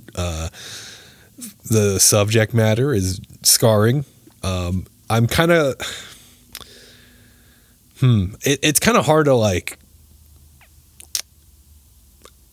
all I'll say is it's not preachy, because what it's trying to get across, but it doesn't feel like Martin Scorsese's preaching at you about it. It's just this is what happened. Yeah.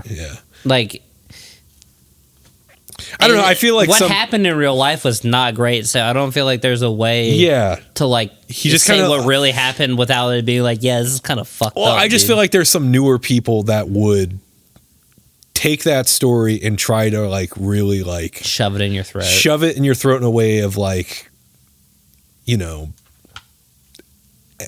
how to explain it, but it doesn't come across, at least to me, in a preachy sense. I mean, he gets into the history of diabetes in it as well, which is very. I did not like. I kind of know a general setup of what the movie is about, but I don't know exactly what happens in the movie. So I'll leave it at that. You're gonna have a good time or a bad I'm excited. time. But I've heard nothing but good things. Yeah. So that brings us to the end of our picks of the decades. Pick? That's my pick for the 2020s. One last mention, Jackass 4. Sure, why not? 2020s. I saw that in Market Commons, and halfway through the movie, the ceiling broke and it started pouring rain. What the fuck? Yeah, it was great. It was very fun. It was very Jackass of the theater to be run down. Wow. Holy shit. That was an experiment. I hope that was somewhat tolerable to listen to. I'm going to be honest. I had a great time. I fucking love sitting around and talking about list shit. Yeah, yeah. It brings my brain joy. So I guess we can wrap it up. My brain is fucking fried right now. I'm just Don't forget the shows. Yeah, I'll do the shows too. But I guess before I get into the shows, I don't know what to talk about. We just talked about movies for 3 hours. It was great. I guess we can recap our list real quick. What was your picks? My picks, starting from the 1900s, The Kingdom of the Fairies, George Méliès, 1910s, or the 10s, Dog's Life, Charlie Chaplin, then The Cabinet of Dr. Caligari, M by Fritz Lang, Rebecca by Alfred Hitchcock, Rashomon by Akira Kurosawa, Playtime by Jacques Tati, Carrie by Brian De Palma, Paris, Texas by Wim Wenders, Chungking Express by Wong Kar-wai, The Royal Tenenbaums by Wes Anderson, The Lighthouse by Robert Eggers, and Everything Everywhere All at Once by the Daniels. Nice. And then mine was, it was The Dad Who Takes the Purge. I don't know the director, but it was a Max Linder movie. The Lone Dale Operator by D.W. Griffith. The General, starring Buster Keaton, Ernst Lubitsch, Nanochka. What was my pick? Oh, John Huston's The Maltese Falcon. Mikhail Kalatazov, The Cranes Are Flying. The thing is, I've never said these names out loud in my life. 1960s. I know exactly what you mean. Billy Wilder's The Apartment. 1970s, Richard Donner's Superman, the movie. 1980s, James Cameron, Aliens. David Lynch's Lost Highway for the 1990s. M. Night Shyamalan, Unbreakable. Steven Spielberg's Bridge of Spies. And then finally, Martin Scorsese's Killers of the Flower Moon. So there you have it, man. Great. That you know, we did it. We did it. We made it all the way through. Yeah, this was something I wanted to try. We got through it. I think if you do albums, maybe don't start in 1900.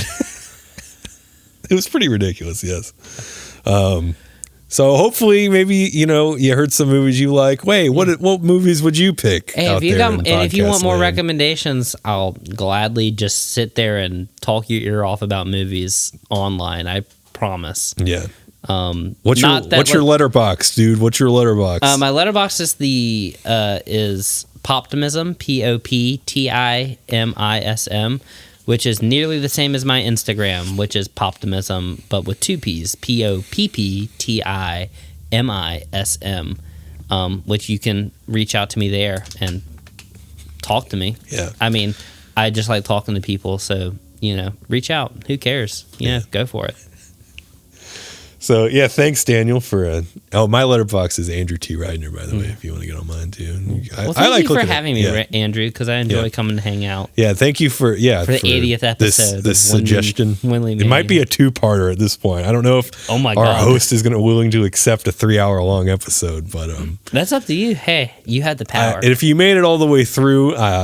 You're a soldier, I'll tell you that much. God bless you. Jesus Christ. I can't wait to make my friends listen to this to support me because I love my friends and I'm so nice to them all the time that they feel obligated to indulge in my other things. I just do this because I'm bored.